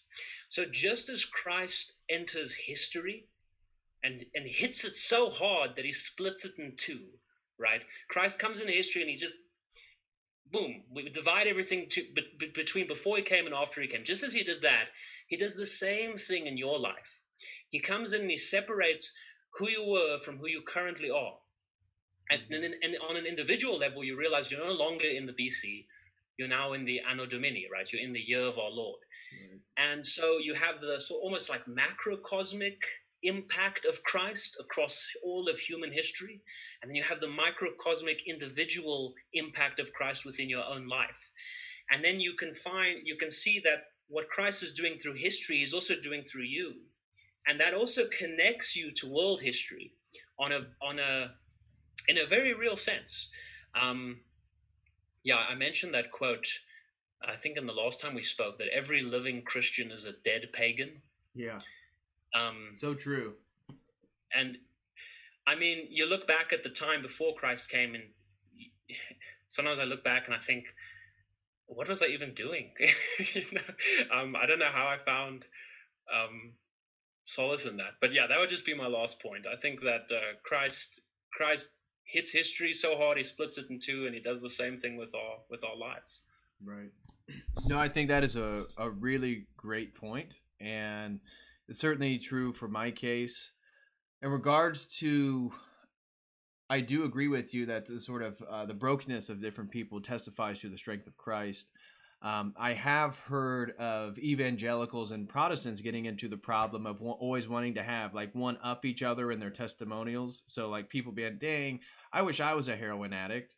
And so I think we need to be, I know that's not what you're saying at all, but you can see where that logic takes people. And and that is the result of why we're doing the video we are, of Western man needs to return to tradition. And that I see, and again, fellow Ortho bros, we have to evangelize to Dylan in regards to why Orthodoxy is superior, but that the movings into the papacy, before, but also post-schism, and how Catholicism moves into Aquinas' absolute divine simplicity, allowing this is later after scholasticism already developed, but emphasizing rationalism, moving in a sort of Aristotelian veneration of induction as the superior method for knowledge, for epistemology. And so that leads to philosophy and absolute divine simplicity, but philosophy saying, well, we don't have to begin with God. We can just observe nature. We don't have to assume God exists. We can just observe nature and then prove. Well, now we start working on the same levels of presuppositions as atheists, of all this different stuff, so we can see how, well, scholasticism and the 1000s, that leads eventually, those presuppositions, I would argue, of that veneration of rationalism leads to the Enlightenment of, the Reformation in 1517, where now that emphasis on rationalism is now being the sole lens of how Christianity should be interpreted. So we get the solas, we get all this stuff where Protestantism, as we talked about in a previous conversation, does away with the mysticism and the aesthetics of Christianity for just purely a rational, right? Faith alone. I just have to think something. I just have to think correctly, and I just have to say things correctly, and I just need the scripture so I can interpret it my own way. It's all about reason. It's not about tradition. It's not about how the church did things. It's not even a veneration of your ancestors, because you're not allowed to do that in Protestantism. And so all these different things, I think, are problems. And so the point of me saying all this is that that's what this video is about, is that for me, returning to tradition and Western man is that we have to, and this was actually a really wonderful quote that somebody posted before the stream even started regarding Father Cyril from Rose in his book on Orthodox, was it like spiritual boot camp or something? Forgive me, I'm not exactly, I have a mental fart right now in regards to what the specific title of that book is. But anyways, he was talking about how the problems with Western civilization are internal due to the misunderstandings of Christian theology. And so the destruction of the West is all internalized, and then it's externalized. That these are, the pathologies are within the worldviews and the ideologies in the West, whereas the Eastern Europe, the pathologies were the Turks. It's outward stuff. The theology is so beautiful. It's so true. It's so intact. it's so comprehensive and coherent that the world has continually tried to destroy Eastern Europe. Now, that's very reductionistic, that's very generalistic, so I'm sure people will have problems with it. But I think it rings true to a degree. And so that's why we see the degeneracy in the world so much within the Western hemisphere, within the Canada's, America, Western Europe, Australia. Why is it that they're the ones that are self-sabotaging themselves? Why is it that they're destroying their own ethnicity and their own ethnic groups through mass immigration? Why is it that they're the ones that are so okay with transgenderism and, cuties and all this different sexual immorality stuff? Why is it that all that stuff's coming from there? Why is it that Eastern Europe, both Catholic and Orthodox countries, at least are resisting, that again are standing strong in tradition, that actually are proclaiming Christ and standing firm? Not that there aren't problems, because utopia doesn't exist in this world, but at a societal level, I think we see a very different response to modernity. And one side wants to go back to tradition because that's tried and true, and because it is true, and truth doesn't change because truth isn't relative. And then we see the exact opposite in the West, where everything is relative. Therefore, it's about progress, and it's about man redefining everything, right? Male and female doesn't exist. We can redefine it, right? Because we have ultimate value. We have ultimate power, and there's nothing transcendent. So to wrap up our conversation, I just wanted to say that everything that we've said in this conversation, it's all to point back that Western man must return to tradition. And for me and my apologetics, that is returning back to Orthodox Christianity. Orthodox Christianity. Not that Orthodoxy doesn't have its own problems. We got our bad bishops. We got our bad archbishops. We got bad patriarchs. We got bad priests.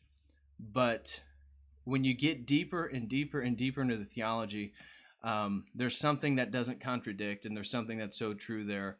And yeah, I just think that if more men find their way back, they will bring more women with them. And then with more men and women in a traditional worldview, that means more children. And that's how we ultimately change society. That's ultimately how we win in the long term. It's going to be a couple generations, but our enemies don't reproduce. And so we're in good company as long as we reproduce. And we reproduce in numbers, and we instill those values in our children, so they instill those values in their children. So just want to end on that. Do you want to say anything before we get into the super chats? Yeah, great conversation. I enjoyed that a lot, man. Thank you. Yeah. Excellent. Yeah, no, I enjoyed it too. I think we hit so many great points. So anyways, we're going to go through some super chats now. Again, I want to tell everybody that website memberships are now available at davidpatrickharry.com, churchoftheeternallogos.com, that by this evening, there will be a welcome video and a private conversation with our man Dylan right here from Existential Delight. Continuing, we have a special point that we will be talking about in a private video for members only. And so if you guys want to support what's going on and you want to have access to all this exclusive content that I'm about to release in the next month or so, I mean, every week there's going to be at least 5 videos in the next week that are just for members only. So if you want to be able to see those, you want to have access to those, go to the website for $5. That's all I'm asking, cup of coffee, and you will have access to that, and you'll be greatly supporting what we're trying to do here. And so I highly recommend that and really appreciate it. And donations are not memberships. I just want to make that clear because there's a misunderstanding because of the way that we had to set all this stuff up. So if you're donating $5 a month, anybody who's doing that right now, I will go ahead and create your membership this evening. That's what I'm going to devote the rest of my day to. But moving forward, a $5 membership is not a $5 donation. Those are two different things. If you'd still like to donate one time or monthly, I would greatly appreciate that. But the memberships are totally something different. So thank you, anybody who decides that would be something they're interested in. Earlier, it looked like that for some reason, as soon as we started this stream, it was listed as limited in regards to the monetization. So I don't know what we said. It could have just been Return to Tradition, Western Man. It could be the title that set YouTube off. I'm not entirely positive. But we had people weren't able to super chat at first for some reason, and now then eventually they were. So Womp Womp threw in $2 as a test, and it ended up working. Thank you, Womp Womp. Thank you very much. Appreciate that. Joshua Smith, he threw in $5 and said, broke, return to tradition, woke, return to monkey. So that's a return discussing sort of atheistic memes online and stuff like that. But thank you very much, Josh Schmidt. I greatly appreciate it. Really, really appreciate the $5. Doorman360 threw in $1.99, and he was just testing to see if it worked, and it worked. So thank you very much. And Doorman360 threw in $5, and he said, women retaining the DNA of their partners is wild, man. I didn't know that leads to higher chances of birth defects. Most women don't even know this. That's true. Most women probably don't know this. But again, you can challenge me on it. Go search it online. I read an academic paper. It's a scientific research article talking about higher chances of birth defects in women that had more sex with various individuals. And so again, looking back at tradition, they give us a framework to help avoid a lot of this stuff, whether we're conscious of it or not, or whether it takes years and years and years for science to re-articulate it in a different way. But I think it's a powerful thing to see. Is there anything you'd like to say about that, Dylan? No. I Okay. think you summed it up. Nick, good ortho, bro. God bless you and your family, brother. Hope everything is going well. He says, you can't be a Chad if you ain't trad. God bless, guys, and thanks for another killer stream. Thank you, Nick. I really appreciate that. And and I totally agree. Anything you'd like to say from that, Dylan, in regards to... go ahead. Just thank you. Glad you enjoyed it. And Joshua Smith threw in $5 more. Thank you very much, brother. He said, quote, bro, I totally killed my ego on LSD. Yeah, bro, I am the universe. And I think that was in regards to us talking about the sort of narcissism and the inflation of one's ego post a lot of this stuff. So true. So true. Thank you, Josh, for throwing in $5 more. I greatly appreciate it. Neo Noir 94, good ortho bro, threw in £5 over in Britain. He said, when Christ is disassociated from marriage, dead sex life usually becomes the scapegoat for divorce, but the truth of it is far deeper. And that is really profound, and I totally agree with you that unfortunately, without Christ in one's life, sex does become the sort of ultimate value structure for relationships. Not that it's not important, not that it doesn't have a role, obviously, in the relationship, but the value structure is off kilter. And so anything you'd like to say in regards to that, Dylan? Also, I thought... Well, we talked privately. There was you had a few things you'd like to say in regards to your own experience. You are an engaged man, and so could you maybe speak about your own transition in regards to relationships from pre-Christ to post-Christ? I think that might enlighten some of the guys if you have anything. Yeah, sure. I'll just first address that super chat and say that I agree. I think it usually is always deeper. Things are usually much more complicated than they seem. So first of all, there's definitely a change in the way you see relationships, and I'm very fortunate. Like, the woman I'm with, we've known each other since childhood, so we were friends, and then in high school we were together. We were friends in high school. We went like together, and then we had went our separate ways after high school, and we've always been friends. So it started off like that. And then I had some bad relationships when I was sort of atheistic. Relationships didn't really go well. Again, if Christ isn't at the center, it's like trying to build a wall without bricks. It's just, you don't have anything to work with.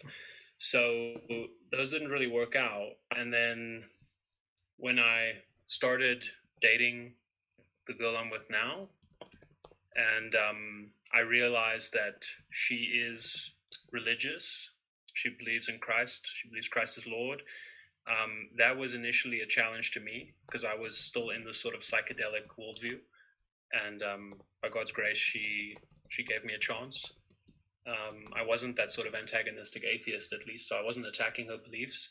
I was kind of like, yeah, you just need to realize who you really are. Just come with me to a festival and you'll see the truth.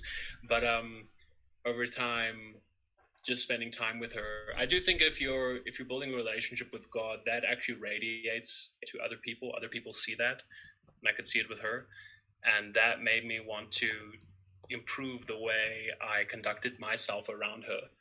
And also, that encouraged me to explore Christianity. She was really instrumental in that. And then, yeah, okay. So just to answer your question, then I think, it's just Christ improves anything that he's involved with. So the moment you bring Christ into any situation, any moment, any relationship, it, first of all, like we've discussed today, it immediately shows you that your life is not about you, and that the relationship needs to be a constant act of self-sacrifice, of self-giving. Yes, I might feel tired right now, but I'm going to make that sacrifice for this other person. And then also just realizing that the goal is not to win every argument. The goal is just to win. And sometimes winning just means agreeing to disagree. I think sometimes a trap people can fall into with relationships is they want their partner to agree with them 100% on everything, and they might not just be in that mind space yet. And if she hadn't done that with me, we would have never been together. And now we're both Christian, and we both love it, and we still have a lot to learn. I mean, obviously, we're still learning, but there's. Sorry, I'm trying my best not to ramble. No, it's fine. There's definitely a level of humility that Christ allows you to have, which is incredibly beneficial for the relationship. And then also, once you start to incorporate the Christian worldview, you actually get given a role. You get given a job. So as the man, it's like, okay, I know what I need to do now. I know what my responsibilities are.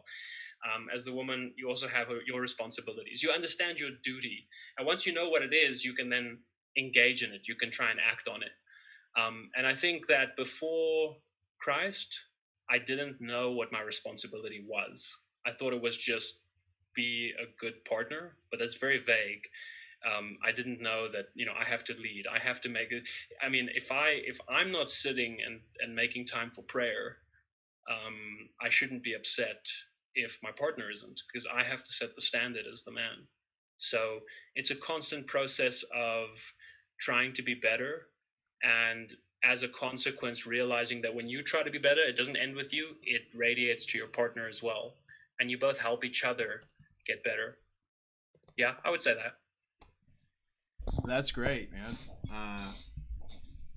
And what's exciting about even your channel, your transition, and what I'm doing, what other people are doing online, is that being open and public about some of this stuff is that your audience, the people who follow you, will be able to see how you and your fiance grow together, again, in Christ, related to all this stuff.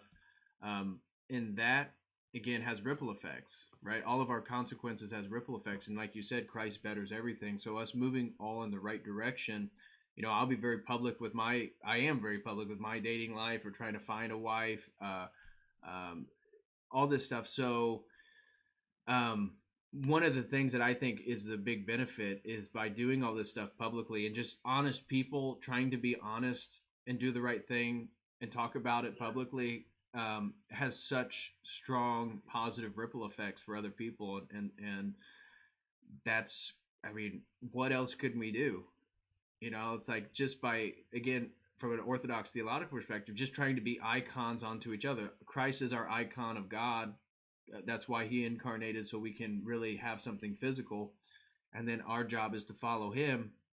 And by doing that, we can become icons under the people. Not that we're venerated or anything like God or anything like that. That's not how Orthodoxy understands it. But you and I and anybody can become an icon onto somebody else and move them in the right direction. And so I hope that you and your fiance, continue just like Jay and Jamie do over on his channel, Jay Dyer and Jay's Analysis, just like Father Deacon Dr. Ananias talks about him and his wife and the things that they've gone through. So just by being honest and public about this stuff, I think is so helpful for other people. Yeah, and commitment's always better than the alternative. The world is telling you one story, but you also just got to be patient and trust God. Like, it is difficult to find. I mean, it's difficult to find diamonds. It's going to be way more difficult to find someone who is going to. Obviously, you don't want to. I don't think you should settle. You should just date someone because now you're lonely and you've decided you're just going to date the first person who will take you. Right. You should look, but you definitely want to seek commitment. You want to seek commitment. You want to seek somebody who is willing to say no to everybody else and just say yes to you. And just that alone is it's hard to find these days, but it's worth the search. It's really worth the search. Amen to that.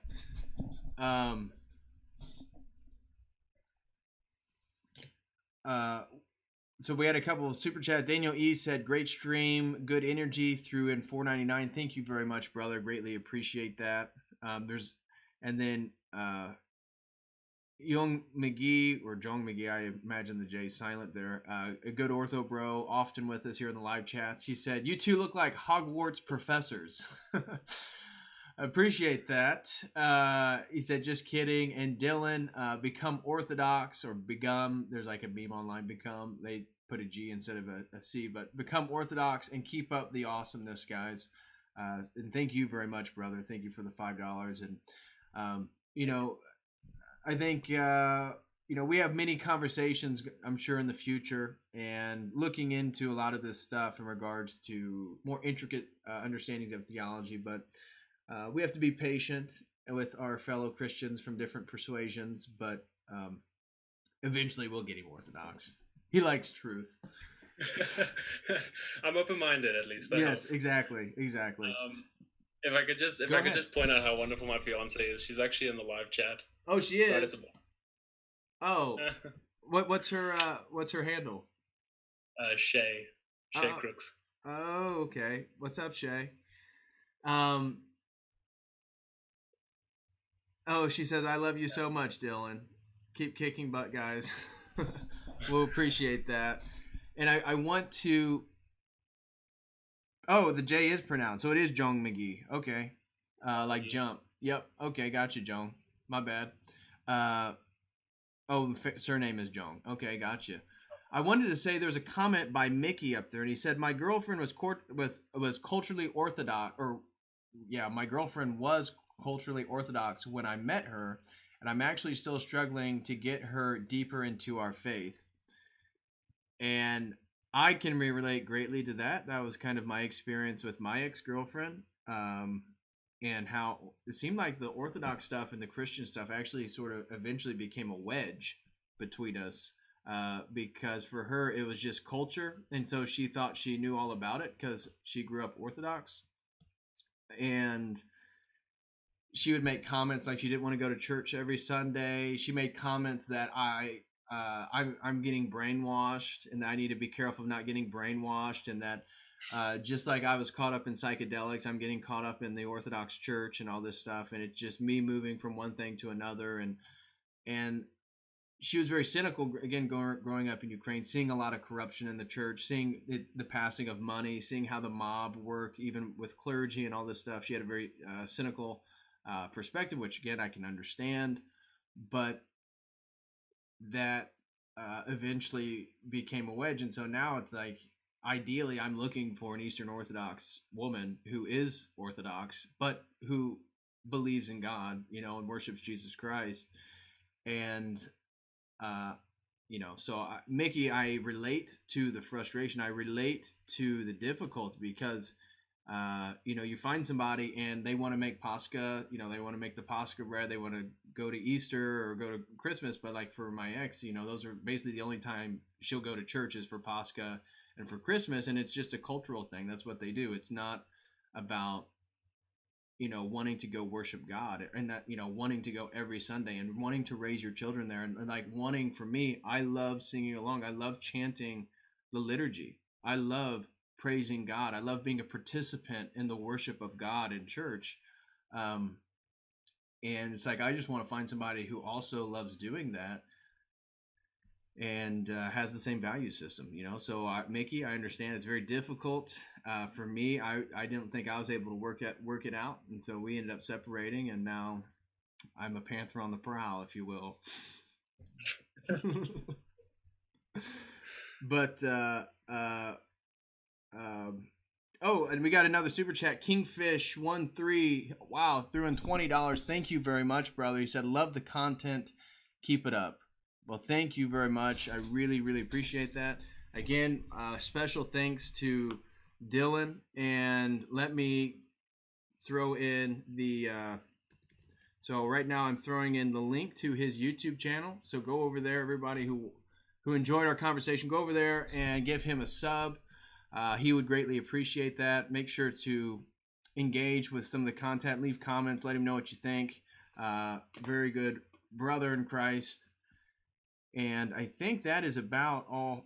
Yes, my girlfriend's criticism is the same. She is Russian. Yeah.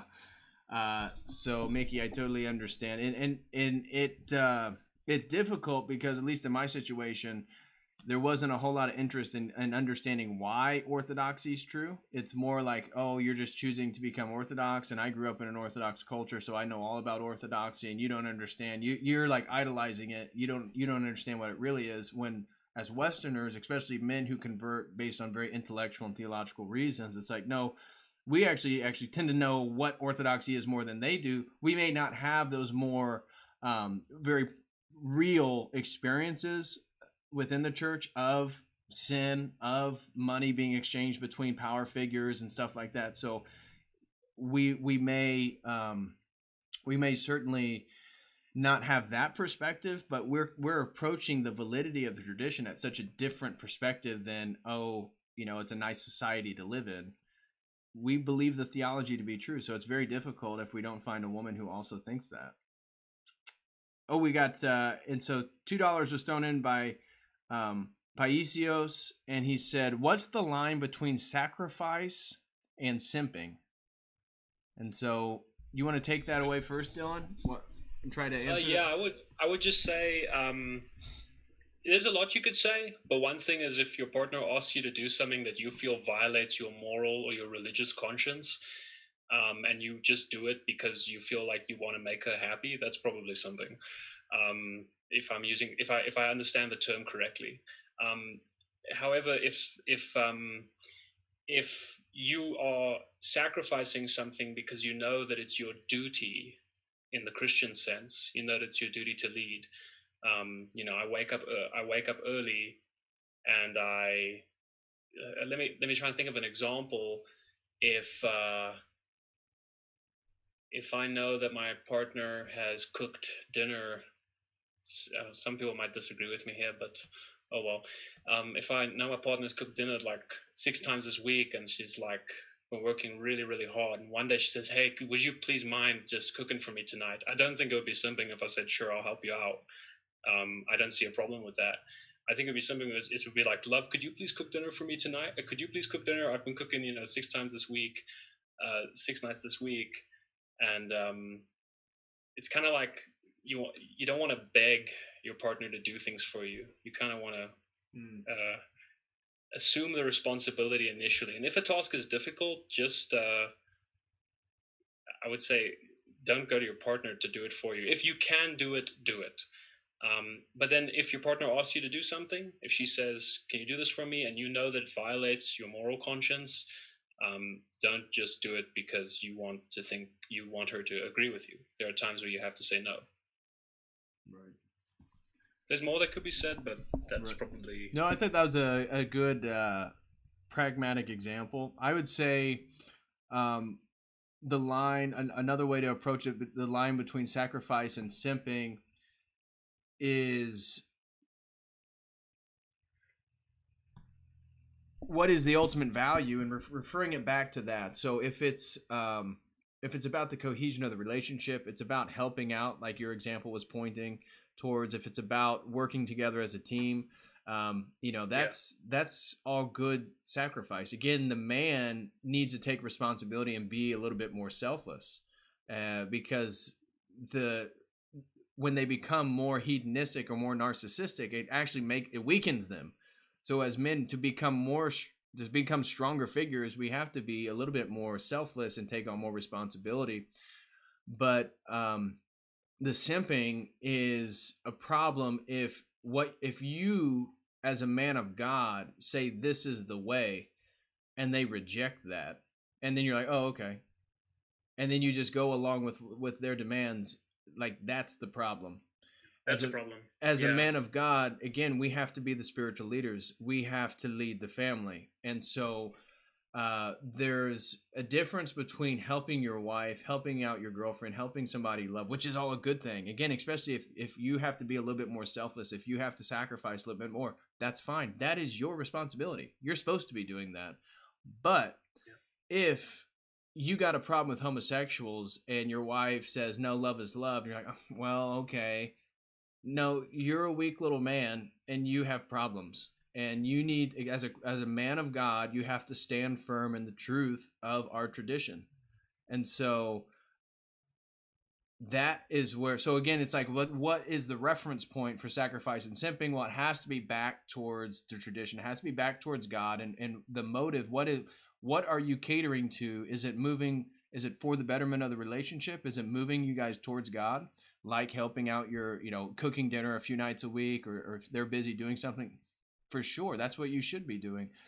If it is catering to a desire in any way that is moving you guys away from God, then you need to stand firm. And in fact, that's what women want. I'm telling you, that's why, I'm not going to get into my very sinful experiences previous in life, but you have to be, if you don't move, if you're firm, women find that attractive, because that's a masculine thing. That's that directiveness and assertiveness. So you have, as Orthodox men, as Christian men, we have to do that.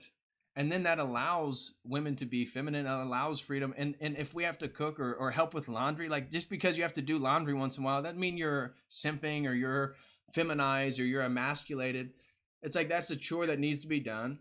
And, the person you care about's busy. They have other things going on. That's fine. That's not a big deal. But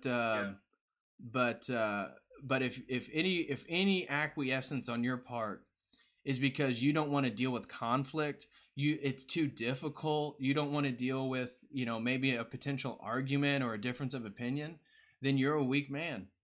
And that's not a reflection of God. God doesn't move, so we need to stand in the will of God, and then we ourselves don't move either. If I can just add something, Patrick, I think a good way to sum it up that occurred to me now is, if you fear your girlfriend or your wife's approval more than you fear God, you're probably going to be in a situation where you sin. You always got to fear God more than you fear your partner. Right. And their view of you, right? Like, that's the ultimate. Am I violating? Yeah, I'll leave it there. Right. Yeah, you got to fear God more than you fear someone else's approval. Even your friend, right, or your partner. No, that's more concise and well put than what I was saying, but that's exactly it. So great point. That basically wraps up this live stream. Again, thank you guys for tuning in. Greatly appreciate it.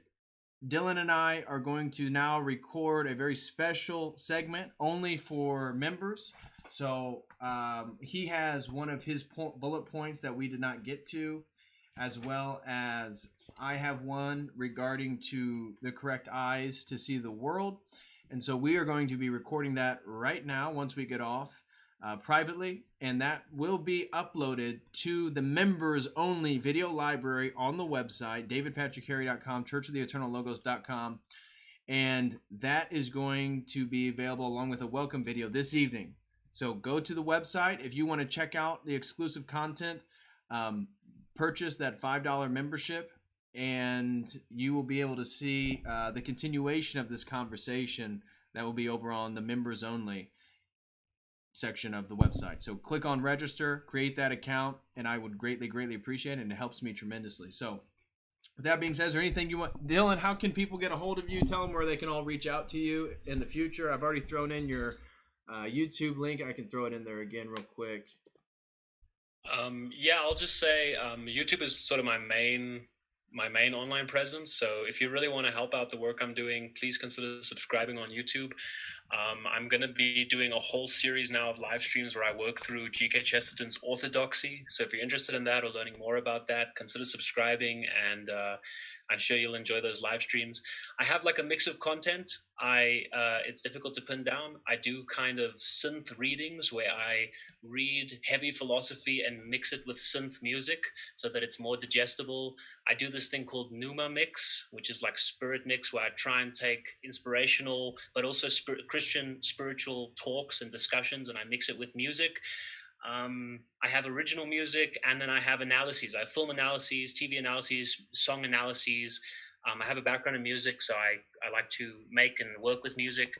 And then also I have a series on conversation. So if any of you guys know Owen Cyclops, I had a conversation with him recently as well. You can go and find that on my channel. And yeah, so please consider subscribing. I'm on Twitter at Existential Deli. I'm also on Instagram, and I also have Existential Delight merchandise. So you can also find that on my YouTube. You can find all the links for that stuff. And yeah, that's about everything. Awesome, brother. Well, thank you again for coming on. I thought this was a very insightful conversation, just as ours was on your channel. And always look forward to the next one. So thank you everybody for stopping in. Again, God bless you and yours. Hope everyone has a wonderful Friday. TGIF. Enjoy the weekend. Get your butts in liturgy on Sunday. And as always, until next time, God bless.